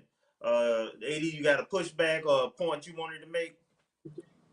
Well, yeah, he mentioned that the Celebration Bowl was under 30, and I know I was in the Celebration Bowl. Now they had a reported attendance of 48,000 or so. So that leads to the question: either we're not counting the numbers in the seats properly, or we're fabricating the numbers. Kind of get into that, or we talking about people who actually come to the turnstiles, or we talking about people who purchase tickets, or we just take a look out at the bowl and say, oh, look like about 45 to me. How are we factoring in that attendance that you're talking about? Well, you got to look at configuration. The Mercedes-Benz Stadium holds about 60 some thousand people. But the 100 level and the 200 level from the suites on down is 40,000. They were not configured to do more than 40,000. So here's how it works. Say you're dating this female. You can say, hey, lady, I got this shiny Corvette. I make $250,000 a year. That's you announcing what you make. But if she say, let me see your paycheck, you show your paycheck, and your paycheck says, oh, you only make $2,500 a month. That's the gross amount. Uncle Sam come and gets his 30%, and you down to about $1,700. That's how it works with venues. Again, most stadiums are configured for 3 levels: 100, 200, 300. Usually 200 and down is 400,000. So you can actually say, we're going to configure for 40,000. And if you do whatever number you do, you can say you sold out, even though there's another 20,000 seats. That game was configured for 40,000, right? But you can announce whatever you want to. He said he did 48,000. Well, I happen to be in suite with sponsors, and they know me, and they ask me, Gene, what is it? I say he's right around a good mid-30. But you could announce whatever you announce, because we do that. Normally, we might announce 10% more than what's actually there. The person who does this game, he has a habit of doing a lot more than that, which he did this last time. It was physically impossible to do more than 40,000. That's the announced number. The gross number is the actual number of people in the building. Everybody, employees, ticket takers, attendees. That number is a good number to know. That number is around a mid to low 30. But the net number is the most important number. That's actually who paid. That's your take home pay. So the net number, if he was in the low 30 or mid 30, the net number, the actual paid number, may have been in the high 20s. That's what I was thinking, in the high 20s. And this is a not for profit situation, but if it was a for-profit situation, that number is good for the tax man, because he's going to say, give me my 8%. So that's how that works. You have the announced number. You could say, he could have said there was 70,000 people in there. And that's what you would announce with you shaking your head. But then you got your gross number. That number, actual number of people in the building. The number you don't share is the net number, who actually paid. That's my number I need to know, the building and the tax man. That's it. Gotcha. Okay. Before I turn it over to Kofi, if you would, Kelvin, let me get a couple of these comments that I'm seeing on YouTube, because people on YouTube are really chiming in on this. Will Sue says, so they've been making dollars off the schools and making a killing. Their boy says that's the number I wanted to hear. 50% of 1/3, which is 1/6 for y'all who don't who are not good in math. Will M says, so the school is locked in and the promoter has the upside. Will M says, which is nothing. 50% of third crap. Ever more, promoters are expected to promote the game to generate money. That's the only reason it makes sense to take the game out of the hands of the AD and give it to an outside person, a promoter. Their boy said, I would just pay the lawyers and let them work it out. All right, EA has a good question. I'm gonna come back. I'm gonna put a pin in that question, EA. Let's let Kofi get one in, Kevin, before we turn it back over. Yeah. All right. So, Brother Roscoe, the science and the vernacular for classic games can be kind of complex. So let's simplify for the average Blow Joe. How can our HBCUs Did we lose Kofi? Look like he got sniped, but Yeah, I think type again. where he's going is, I think folks look at, the SWAC has, the largest classics in the FCS, right? Most of their classes average over 50,000, and they've been played over a long period of time. And one thing I have not heard you mention is economic impact. If you create an economic impact in the tens of millions, 20 million, 30 million is the range I've seen for the Southern Heritage Classic as well as the Florida Classic. And how do you translate those numbers into what the payout should be with the teams participating? Okay. Or I does it want to answer translate? one other question. It does. It could. Let's put it this way. It takes expertise to be able to produce a football game. It's more than just promotion. And quite frankly, with you, the HBCU, the administrative staff, they're good at the administration of athletics, but they're not good at the business of athletics. And that's the problem you have. They can't do it. And unfortunately, some of your larger classics like the Florida Classic, the Bayou Classic, and a few others are really not operated by the HBCUs. And we got to be careful about this because this could go the way of the Negro League if we're not careful, if we don't come together. But to answer your question about economic impact, that's a real good thing to know. What we see, again, best in class, when you look at the bowl games, they make it based on economic impact. And you got communities and counties and cities that give hundreds of thousands and millions of dollars to bring a bowl game to their community because when they talk about economic impact, it's two things. But the most important thing is kids in beds, people renting cars, going to restaurants, entertainment. They have a formula for that that says if 20,000 people, 30,000 people show up, then the economic impact based on those factors can generate 20, $30 million, $10 million for that local community. The HBCUs have done a horrible job taking advantage of that because you have sports commissions and tourism bureaus that will pay out and pay money, not just sponsors, but the municipal side, So that's how we look at economic impact, heads in beds, people going out to eat, restaurants, shopping, renting cars. They stick a pin to all of that, and it could be tremendous when you have and bowl games are destination events where they want you to fly into town. They want you to fly. All bowl games are destination events. All classics are not destination events. They're drive time events, no drive time events for the most part. But there are some that are destination oriented, and that is the Florida Classic, which has a $30 million economic impact per the mayor of Orlando. To a certain degree, the Bayou Classic has a strong destination where people are flying in. That's what they want to see. So that's how you measure economic impact. The other side of it is the monies that are generated from butts in the seat, whether that's a paid butt, complimentary ticket, or credential. The income areas for stadiums are phenomenal. It's incredible. You cannot beat a stadium. So when we look at the revenue for a stadium, the major areas of income are, yes, the ticket price.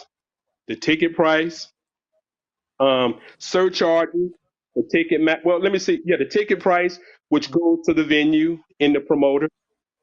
The venue usually gets about 15 or 20% of the ticket price. Then you got your Ticketmaster charges, which we call outside charges, and that can be $10 or $15, and they share 50% of that with the venue. Ticketmaster does, not the promoter. Then you have what we call food and beverage, or per cap is the technical term, and that is the anticipated spend on food and beverage. So if you got 30,000 people, 40,000 people, say 30,000 of them spend $20. That's 600,000. Well, the stadium gets about 30 to 50% of that. Okay, and then you have parking, and you have to pay for your equipment use. meaning the large screens, the white screens, any equipment you use, there's an extreme markup on it. And venues operate differently.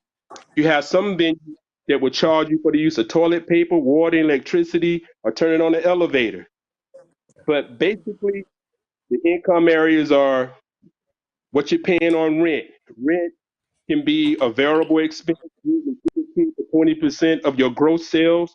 So if you gross $1 million, that venue is going to walk out of there with 150, 200,000 off the top after tax. Okay, and then you have per cap food and beverage. You do 30,000 people, 600,000. They're going to get another 300,000 parking. And then a big one now in the industry is facilities want to pay what they call facility fees. They say, oh, producer promoter, you don't have to pay it. The customer pays it. The person buying the ticket. So in addition to Ticketmaster charge, in addition to the promoter paying the rent, they may charge $5, $10, $15 for a facility fee. And it goes 100% to the venue. 100%. So Roscoe. Yeah. Roscoe. So real quick, let's go to FAMU and the Florida Classic, so we can make sense. How much do you think FAMU and Bethune-Cookman should take home for the Florida Classic, or for their participation in the Florida Classic, and how did you get to that number? Okay, what they're taking home right now, let's start with that, okay? Then I'm going back into what I think they should be getting. And I would love to help the Rattlers get that kind of money. Right now, FAMU and Bethune take home $800,000 each. $800,000. That's peanuts. A game that's been there since 1996.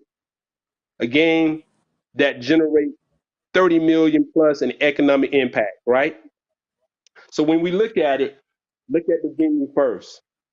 If the average price of a Florida Classic ticket, and we know you got your suites and your club seats and all that, let's just stick a pin to it and say $50. So they did 50,000 people. So that's $2.5 million.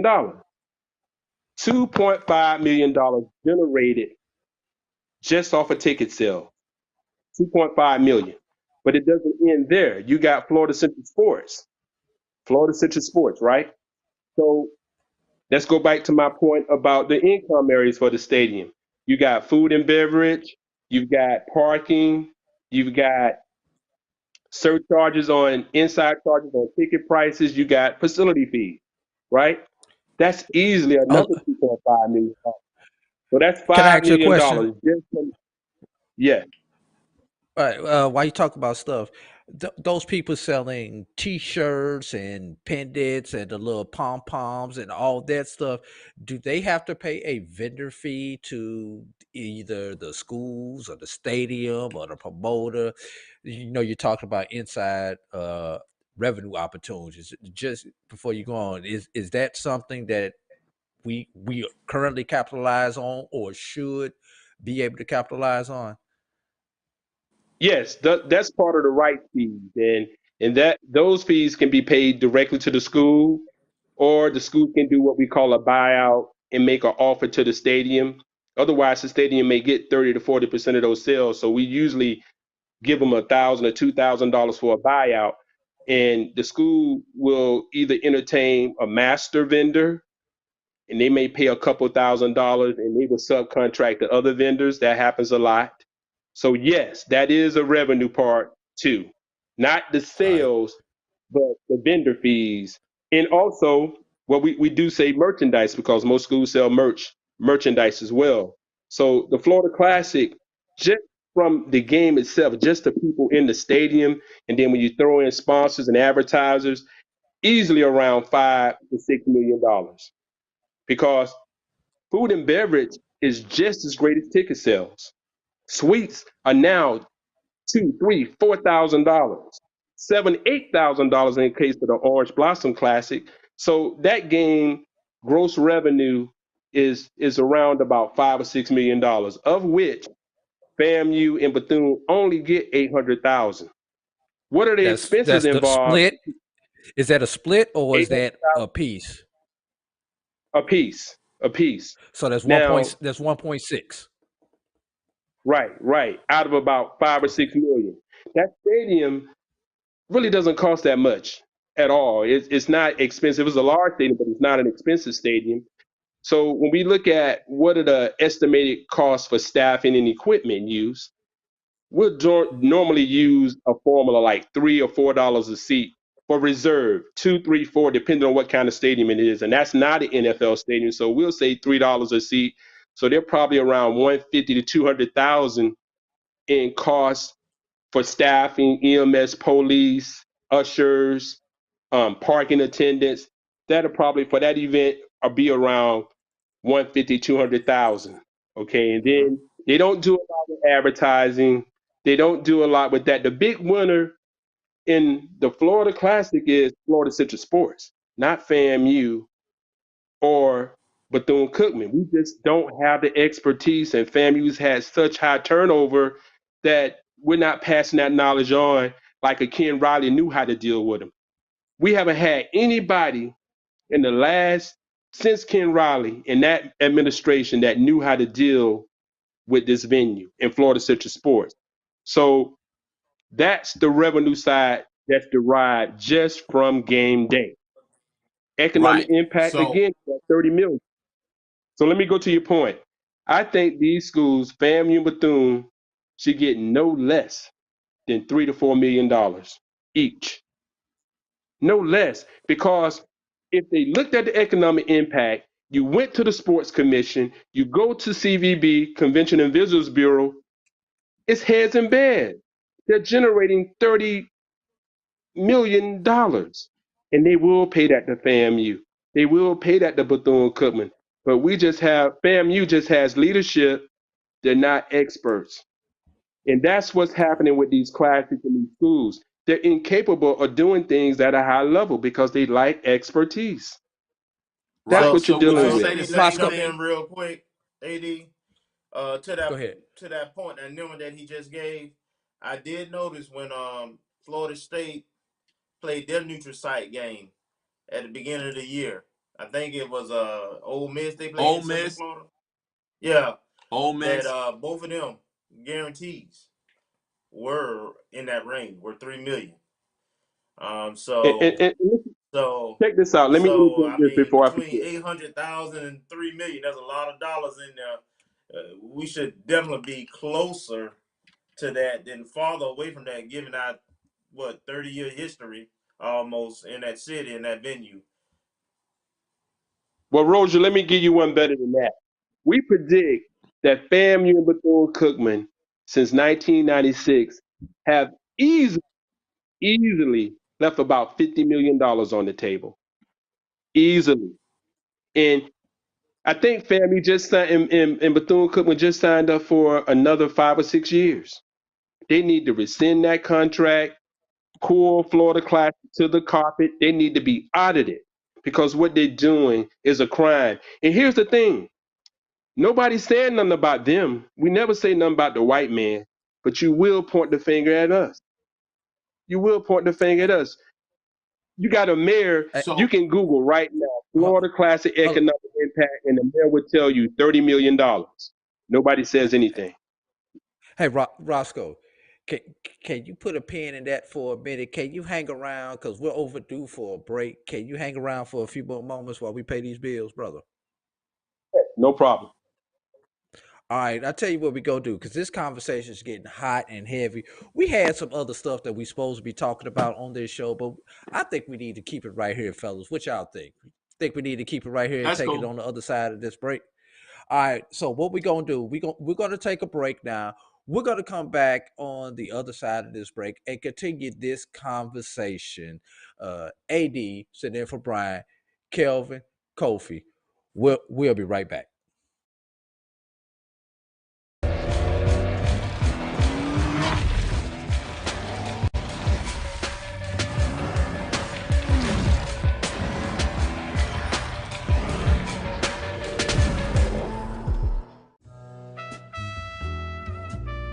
Every time I open one of these bottles, I hear trumpets and big band music. The Creole seasoning is a sodium-free and sugar-free blend that's versatile enough to put on anything. One of the first blends I developed more than 8 years ago, the Creole seasoning has an unmistakable aroma, a bold flavor, and a little heat for character. Social media doesn't really feel very social these days. Sure, we get to see our friends, but it's so much better to be with them. And even though we're more connected, we miss being together. Tap into what's happening right now and meet up with friends, old and new. With the only social network that's designed to get you offline and back into life. Swoop in. Let's hang.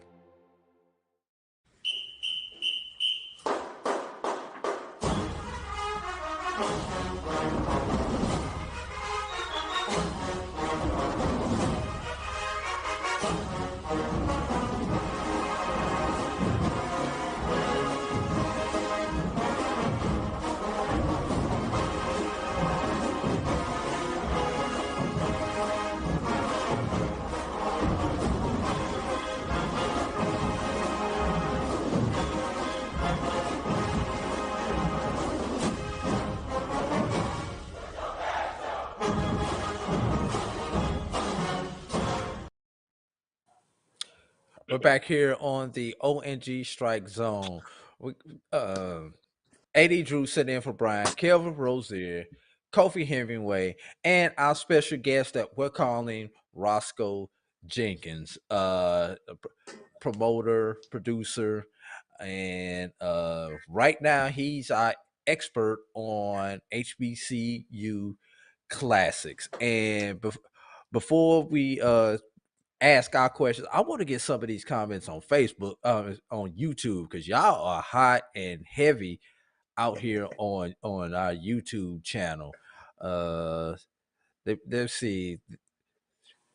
Let me chime in. Edward Moore said producers are expected to promote a game to generate income. Oh, I read that one already.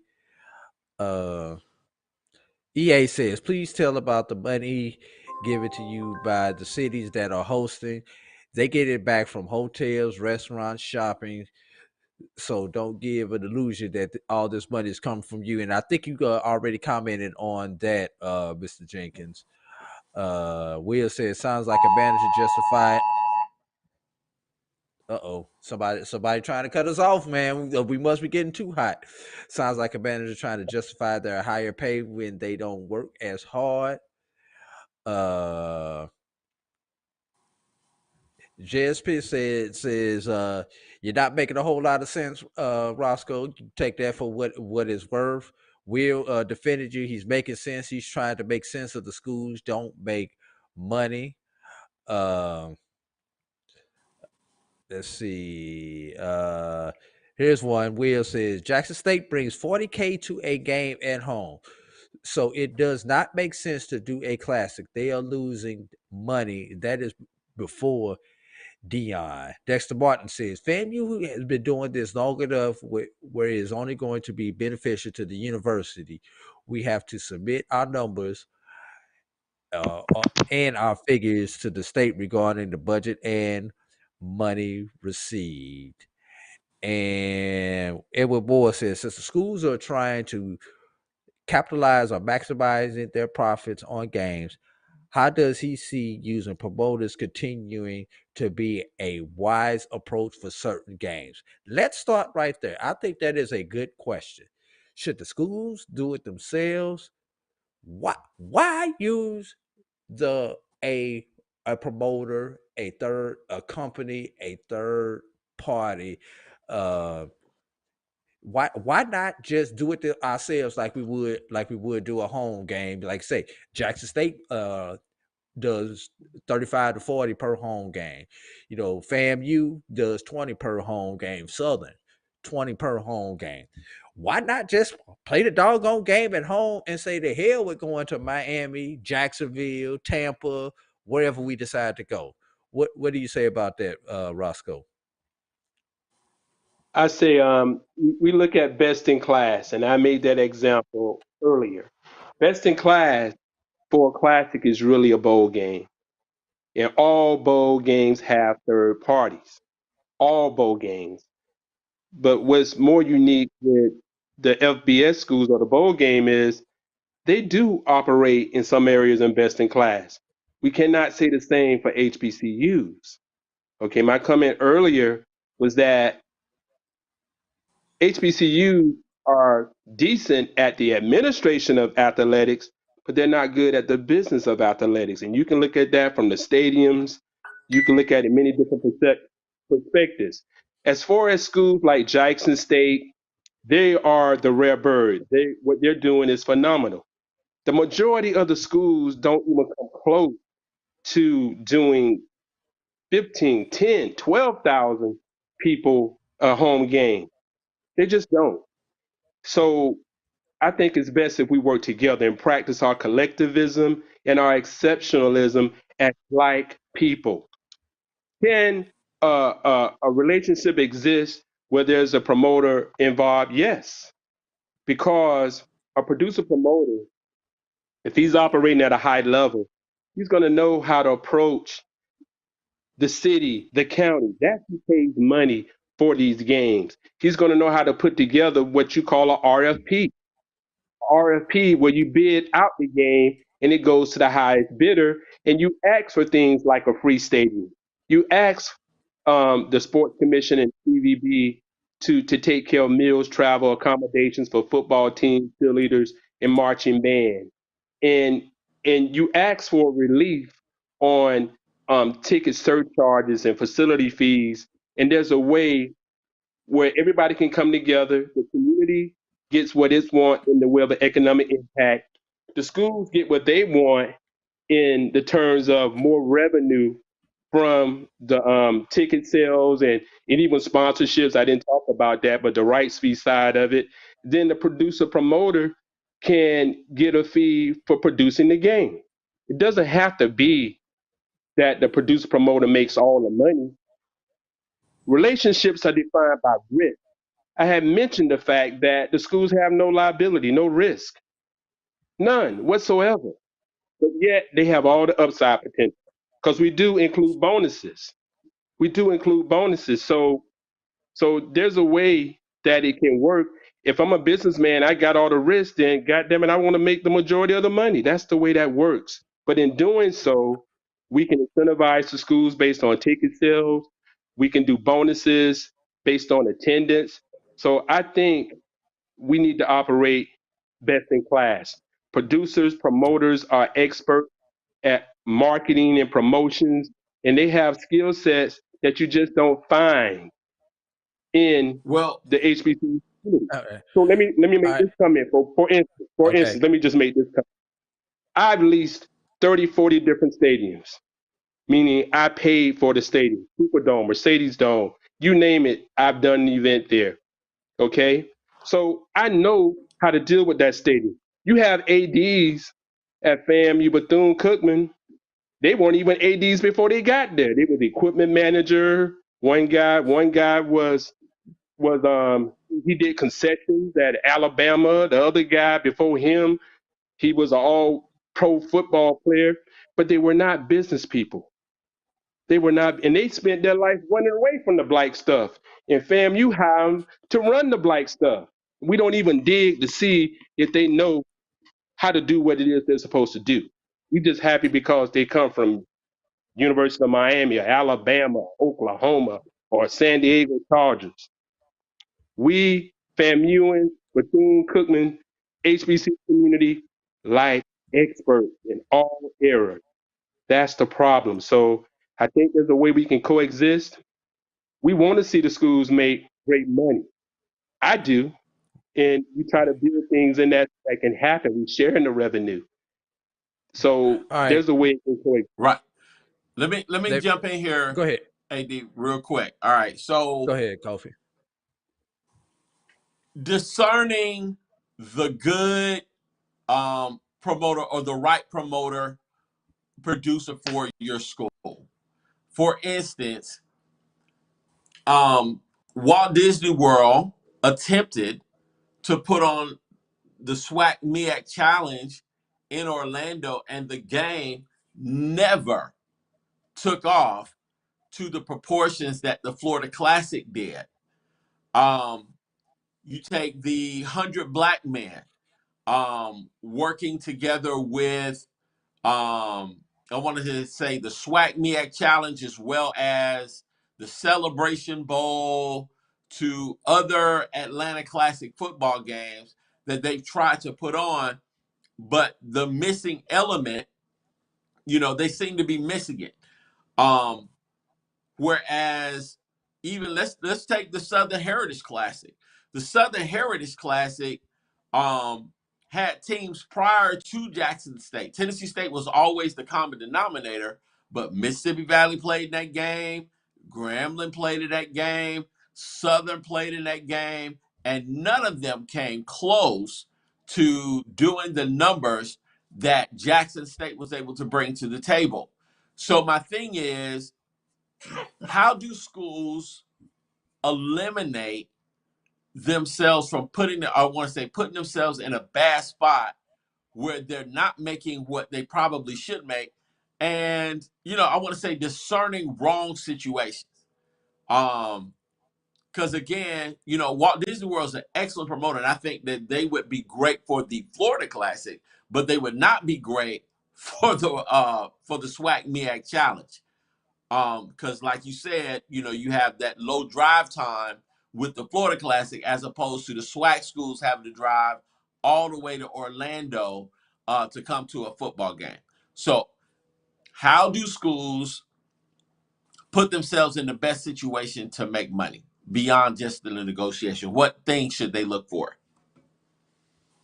Well, they should cut a deal or make a guarantee. They should agree to a guarantee that allows them to make some money without any liability in the areas of meals, travel accommodations for football team, cheerleaders, marching band. Then they should focus on upside potential, not necessarily just based it on, if I sell a ticket, I get $5, but incremental to where you get a bonus at different levels. And you can discuss that with the producer promoter. So whether they sell a ticket or not, and people show up, then they can participate in the revenue. Now, as far as the MEAC SWAC Challenge, but you got to understand that's an ESPN event. ESPN is a television company. They don't give a damn about attendance. Look at any of their games. The Celebration Bowl, attendance just hit around 30 this year, but prior to that, even though they announced 30,000, they were really in the teens with the Celebration Bowl. And look at all of the MEAC SWAC challenges. Walt Disney World is a sponsor. Okay, they can do certain things for marketing promotion, but you got to understand the Black dynamic. You got to understand how we are motivated to purchase tickets, and what the trends are, how to promote. You need gestation in a campaign. You need maybe 4 to 8 weeks to create the environment to purchase a ticket that they're not going to buy for the most part until the last week. So there's a lot that goes in that. But I would say with the schools, get a guarantee that works for you and that promoter, and then focus on upside potential. And the upside potential should not just be based on how many tickets we sell, but how many people are coming to this game because of what that promoter is doing in this brand. And you got to realize, if it's a $40 average ticket price, and say you break at 20,000 people, so you can save for every 5,000 people times 40, that's $100,000. You can pick up another $25,000 or another $50,000 per 5,000 people. So you have to cut deals like that.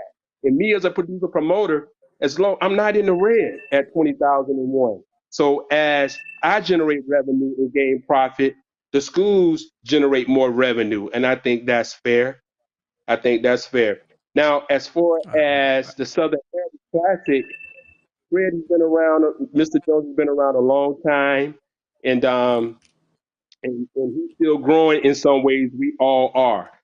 So I would say with the schools, you are what you agree to. Once you make an agreement and it blows up, you can't holler foul. If it doesn't make any money, you still got to get your money. So there's two sides to that. And when we hear terms like fair and equitable or they're just due, you got to look at the total picture. These guys are walking into a situation where they have no risk, none whatsoever. The FBS schools don't do that. You got to sell a certain amount of tickets to get that money, okay? Even though they get a large, the producer promoter in that case gets a large amount of money up front. So I think moving forward, we got to really dissect this thing and see and speak from a place of knowing, not the hypothetical. And I hope I help you with your understanding of what it takes to make this work. And I think in the case of the Florida Classic, I can't tell you enough. I can't tell you that you need to get to that AD, to that president, and do an audit on the Florida Classic. You got a mayor that has said for the last several years, ha ha ha, $30 million for you black folk I just made. And we do nothing because FAMU, like all HBCUs, lack experts when it comes to the business of athletics. We're so far behind, it's ridiculous. And knowing doesn't mean you have to exclude the third party, the promoter.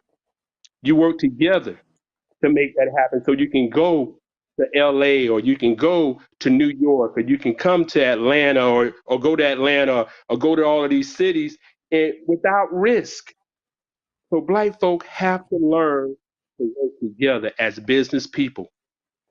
Instead, Gotcha. you point the finger at the black promoter, but you're not saying anything about Florida Citrus Sports. You're not saying anything about Bruno's who run the Magic City Classic and they only get about 150,000 each. You're not saying anything about the two white girls who run the Bayou Classic.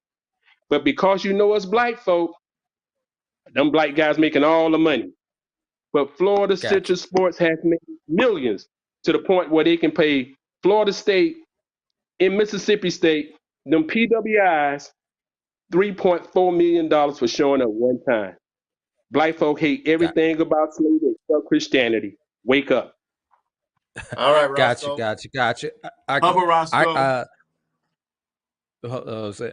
I can say this, Kofi. I'll throw my 2 cents in on that. It's all about the partner in the classic. And like he said, once Jackson State showed up to the Southern Heritage Classic, it took off.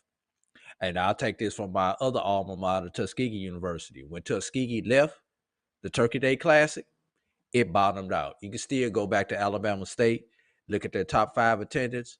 4 of those top 5 attended games feature Tuskegee in those. I'm just throwing that out there. My last question before I let Kelvin take it home, Mr. Jacobs. We spent so much time talking about FAMU, Jackson State, these Division One schools. What about the smaller classics on the Division II level? Well, the exception at the D2 level is Tuskegee. Like I said, we have all the NCAA stats, and you can get them too. And Tuskegee does very well for a D2 school. Albany State is up there too, and a few others, but most of them, the numbers are very light. So when we look at classics for D2 schools, if it's right there, close by, in that state, they got a chance. But when we look at D2, the numbers are smaller. When we look at the alumni base, we look at that. We look at how many students they got. What's their alumni base? What do they do at home? What are the classes they participate in? The D2 numbers are much, much smaller. And the guarantees for D2s are you talk about what is being done at the FCS level or the D1 level. A typical guarantee for a D2 could be $25,000, $30,000, $40,000 for most of them. Okay, for most of them. And but again, Tuskegee is a school that does really well or has the potential to do well because we have such a strong brand and a strong alumni base all over the country, and they actually surpass quite a few of the HBC FCS D1 schools in home attendance. They do. So when we look at the D2 model, I look for low drive time or I look for a fish out of water or a diamond in the roof where it's a market that doesn't have access to HBCUs and they want to see that. That's a diamond in the roof, and you can make that work. And even though we may pay them a low guarantee, because I'm looking at my risk factors. What if it rains? What if it snows? What if they don't show up like you think? You want to make sure you can pay the bills, but at the same time, always find a way to give back. Always try to find a way so they can generate more revenue. As long as I'm in the black, I don't mind sharing the revenue at all. Gotcha. Kelvin, take us home. All right, I think this is a discussion that will probably be going forward for a while because we're in the midst of kind of reevaluation of the whole home versus classic and guarantee games where we play PWCs for $200,000, $350,000 like UCF and so forth. And I think HBCUs are trying to find the right mix. I know in Dion's case, he said he doesn't like the beat down games. I've stated on this show that I don't like those guaranteed beat down games either. And I always thought that, between FAMU is one of the higher attended schools. So between a home game and a neutral site game that can generate that same revenue, that would be a more desirable. But that's just my personal preference. That's not necessarily a business decision. But what I would say, and I think a good way to take it home is one size don't fit all, and the model that works for FAMU and Jackson State may not be a model that works for other HBCUs. And even with home games, as someone who's been involved with large events across the country, I would tell you what's not often talked about is what is your net. Even with home games, just because you have 17, 20,000 people in the stadium, don't mean that you're profitable. If you look at the books, outside of homecoming, most HBCU games, Jackson State excluded, especially right now, probably don't net more than $50,000-$60,000 at home. When you're looking at security and game operations and all the things it takes to do a large event. I think the HBCUs, not just the administration and so forth. I really think that the DSO, the direct support organizations, and the Lunai fan base have to get more knowledgeable, and it has to be rooted in, as you indicated, data and not emotions. And then at the end of the day, we are what we negotiate. But what we think we deserve may not be the same as what the market or the industry standard is. That's why we got to be data driven on this thing. But and it takes an expertise. Schools don't have even non HBCs don't typically have staff that specialize in these kind of things, and so they're outsourced typically, and so it's not a bad thing. I don't think it's a promoter versus a municipality.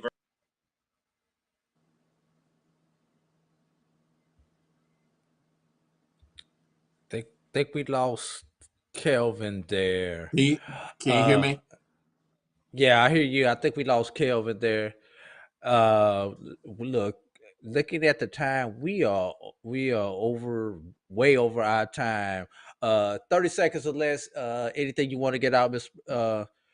Roscoe, before we go ahead and close out this segment? Yes, I want to speak specifically to the Florida Classic, the Orange Blossom Classic, the Bayou Classic, and the Magic City Classic. Y'all need to audit them books because you have third-party promoters because they know you don't know. They know you don't understand stadium revenue. They know you don't understand economic impact, and they're the ones running off with the millions of dollars. They're the ones. You need to make them accountable. FAMU and Bethune-Cookman specifically, you like expertise. You like expertise. You sign a deal for 6 years and don't give no consideration to the economic impact and millions of dollars being generated by the Florida Classic. You like expertise. So I would say sound the alarm. Get Dr. Robinson, I think that's his name, and whoever your AD is, and say, look, we need to audit this game for the past 10 years, see where that revenue is going. How come we only getting a measly $800,000 each when the game is revenuing $5 million? You need expertise, then give me a call. I will disclose who I am at some point, and I would love to help FAMU and Bethune out, let them get that $3 to $4 million payday, because it is possible. That sports commission down there is willing to give it to you, but you can't go through Florida Citrus Sports. Y'all need to sound the alarm. If you're about sports, this is a wake-up call. Call Courtney Gaucher. Call Dr. Robinson and say, we've left $50 million on the table from being in Orlando. That damn mayor said we got a $30 million impact here. We love FAMU and Bethune-Cookman. Do something about it. Gotcha. We appreciate you, Roscoe, for joining us today. Fellas, we in the overtime, so what we gonna do, we gonna take a quick break, and then we gonna come back, put a pin in this conversation, and get our closing outtakes on this show. You're listening and watching the ONG Strike Zone. AD sit in for Brian, Kelvin, Kofi. We'll be right back. Follow the Black College Sports Network and all of our shows on YouTube. You can find us at MyJBN Online and on all social media at MyBCSN1.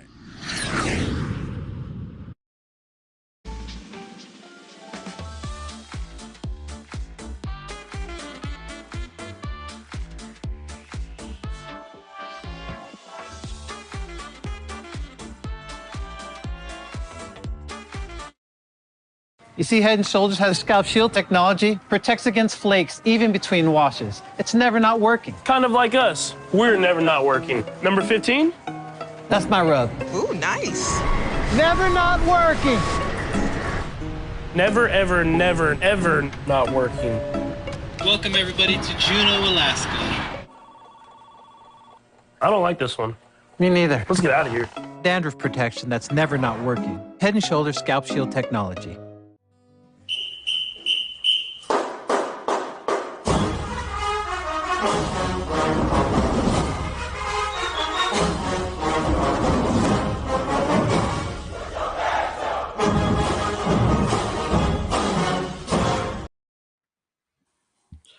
AD Drew sitting in for Brian, Kelvin, Kofi.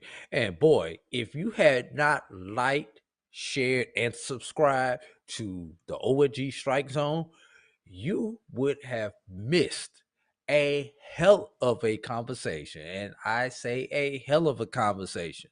So please share this with a friend. There was a good discussion that we just had here. We've gone into overtime. We spent the last hour talking about classics, football game promotions, etc., etc. Before we do our final outtakes, fellas, quick comments on the segment that we just had. I'm gonna start with you this time, Kofi. Just any quick comments you had on our guests that we've had. Man, Roscoe brought a well of knowledge, to the conversation, and I think he exposed the fact that you cannot go to the negotiating table unlearned, and you can't be so quick to just sign stuff. Our people perish for a lack of knowledge. So it's necessary, if you're going to put pen to paper, that you do the necessary research to put yourself in the best possible position. Kelvin, quick outtake on this on the segment that we had on the classics.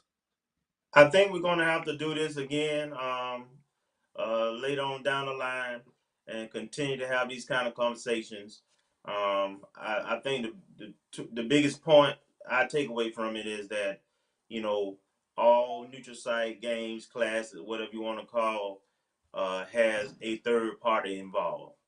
Whether it's a commission, whether it's a promoter, or a municipality, that's the industry standard. So Let's not alienate the folks. Let's just work together to make it better. My quick take on this is I've got a couple of them, and I'll make these brief. What you heard was one man's opinion, one man's experience. I'm sure there are other promoters out there who may have a similar story or may have a different story to tell on this. So you have to take this and get full knowledge and the full picture of everything that goes into this. And I appreciate his comments. A lot of stuff I agree with. And just like anybody else, there's certain things that kind of make me go, I don't know if that's right. But but it did take time to come out. But and I challenge everybody, go out, do your own research. You heard one man's opinion, you heard the three of us comment on it, but do your own research, find out what's true, what's not true. Don't listen to the brothers down at the barbershop. If that's your general basis of knowledge, then you're not doing yourself a great service. That's number one. But number two, it brings up something deeper. Fans, alumni, students, supporters. There's a lot more that goes into the business of athletics, period. Outside of the classics, the football games. Everybody thinks is roll the ball out, open up the gates, let people in, and just play the doggone game. No, there's a lot that goes into it. And there's a lot that you don't see if you have not worked in an athletic department, have not been a part of an athletic department. Kelvin knows what I'm talking about, having been a part of an athletic department. And I've been a part of an athletic department. Just like Kofi can tell you, there's a lot that goes into that band, having been a part of the band, that the fans don't see. They just show up at halftime. Hey, the 100 looking good, or the 100 missed a step. They don't know what went into getting to that point. So fans, we chime it in on Facebook, Twitter, Instagram, whatever. We talking about that schedule sucks. Why they can't go out and play this? Why don't they go out and get more P5? And why they can't go play this team up here? There's a lot that goes into it that y'all just don't know. And we not even just talking about, do the schedules back up? Does that team have the same off day that we have an off day? And that's the first thing that's got to happen before you even have a conversation about who, what, when, where, and why, and how. So, fans, if you really want to get into it, get into the business side of it. Once you get into the business side of it, you will understand how hard it is for your fandom to occur. So I'm off my soapbox with this now. So Kofi, final comments. Did I lose everybody? No, Kelvin, I'm here. All right, Kelvin, final comments. Give us your outtakes. Okay, yeah. I'm just gonna plug all the different teams that we have going on coming up. So basketball is in action here in Lawson Center this weekend. They play Alabama State Saturday, and I believe we play A&M on Monday. And the colors is a blackout, I know, on Saturday, and I think it's a pink out council game on Monday. So men's and women's basketball, come out, support them. Softball, of course, we said it'll be in the Gainesville area. Tennis will be playing this weekend at home, look like, and golf will be out in Savannah at a tournament this weekend. Baseball is in New Orleans. Opening weekend. Andre Dawson Classic. So make sure we go out there and support that. Also, football coaches out at the first NFL HBCU Legacy Bowl, along with some of our players and SWAC. And that's also in New Orleans. And D2s. That's in New Orleans also. So you got Andre Dawson Classic baseball as well as the HBCU Legacy Bowl happening in New Orleans. So there's plenty for Black college fans, sport athletic fans to support, and FAMU fans specifically to support throughout the South region this weekend. So let's go out there and support our teams. Hey, don't forget about track there, brother. That's right, Birmingham. Indoor yes, track. Sir. Indoor track championships is in Birmingham this weekend also. Yeah. Kofi, final outtakes. Hey man, I'm excited about just what's coming down the pike in FAMU athletics. We have this big game this weekend with the HBCU game, and our coaches are going to be on showcase going up against Buddy Pugh and his staff. So that's always going to be interesting as our guys are looking to go and play at the next level. And, just the show this evening was just mind-blowing. I'm excited. And I hope that people really spread the word, because it's time for us to take the next step into, I want to say, prosperity in HBCU athletics. This time and this window of opportunity is like none that I have ever seen in my entire lifetime. And we're going into probably the best period of HBCU since the late 70s. So we need to step up and capitalize on this moment, because we don't know when it's going to be like this again. All right, I got three quick outtakes. Number one, and I agree with Edward Moore on our YouTube page. Fellas, y'all need to get on some Georgia Wi-Fi, because I'm here in South Georgia. I haven't had any Wi-Fi problems. I haven't gotten axe tonight. Both y'all went off tonight, so we got to work on that next time I'm out here, man. I need y'all to come to South Georgia. I don't know. It might get be on this some of whole this good Georgia apparatus, Wi-Fi. this vMix. When vMix working fine for me, I need y'all to come get on some Georgia Wi-Fi. That's number one. Number two, I want thank y'all for letting me fill in for our partner Brian. For those who may not have heard the beginning of the show, Brian has had a death in the family. Once I got word of that this morning, I contacted the guys, told them if they needed somebody to come in here and co-host for them today, I would change my plans and definitely make that. Have been in touch with Brian. I think we've all been in touch with Brian. So once again, our thoughts and prayers are with our partner Brian Fulford as he goes through great loss and tragedy in his family. You know, anytime you lose a close family member, it is definitely going to be it's definitely tough for us. And last but not least, you bet you that home game on Saturday, Kelvin. I know this game is not on TV like the game against Texas Southern was, but I've had the pleasure. I've seen one game on TV. I've been to two games. We got to do better. Look, we got a 10,000 seat arena. This is not Gaither. Those same 2,000 people in Gaither, it's a packed house. It looks good. Them same 2,000 people in the Lawson Center looks like crap on TV.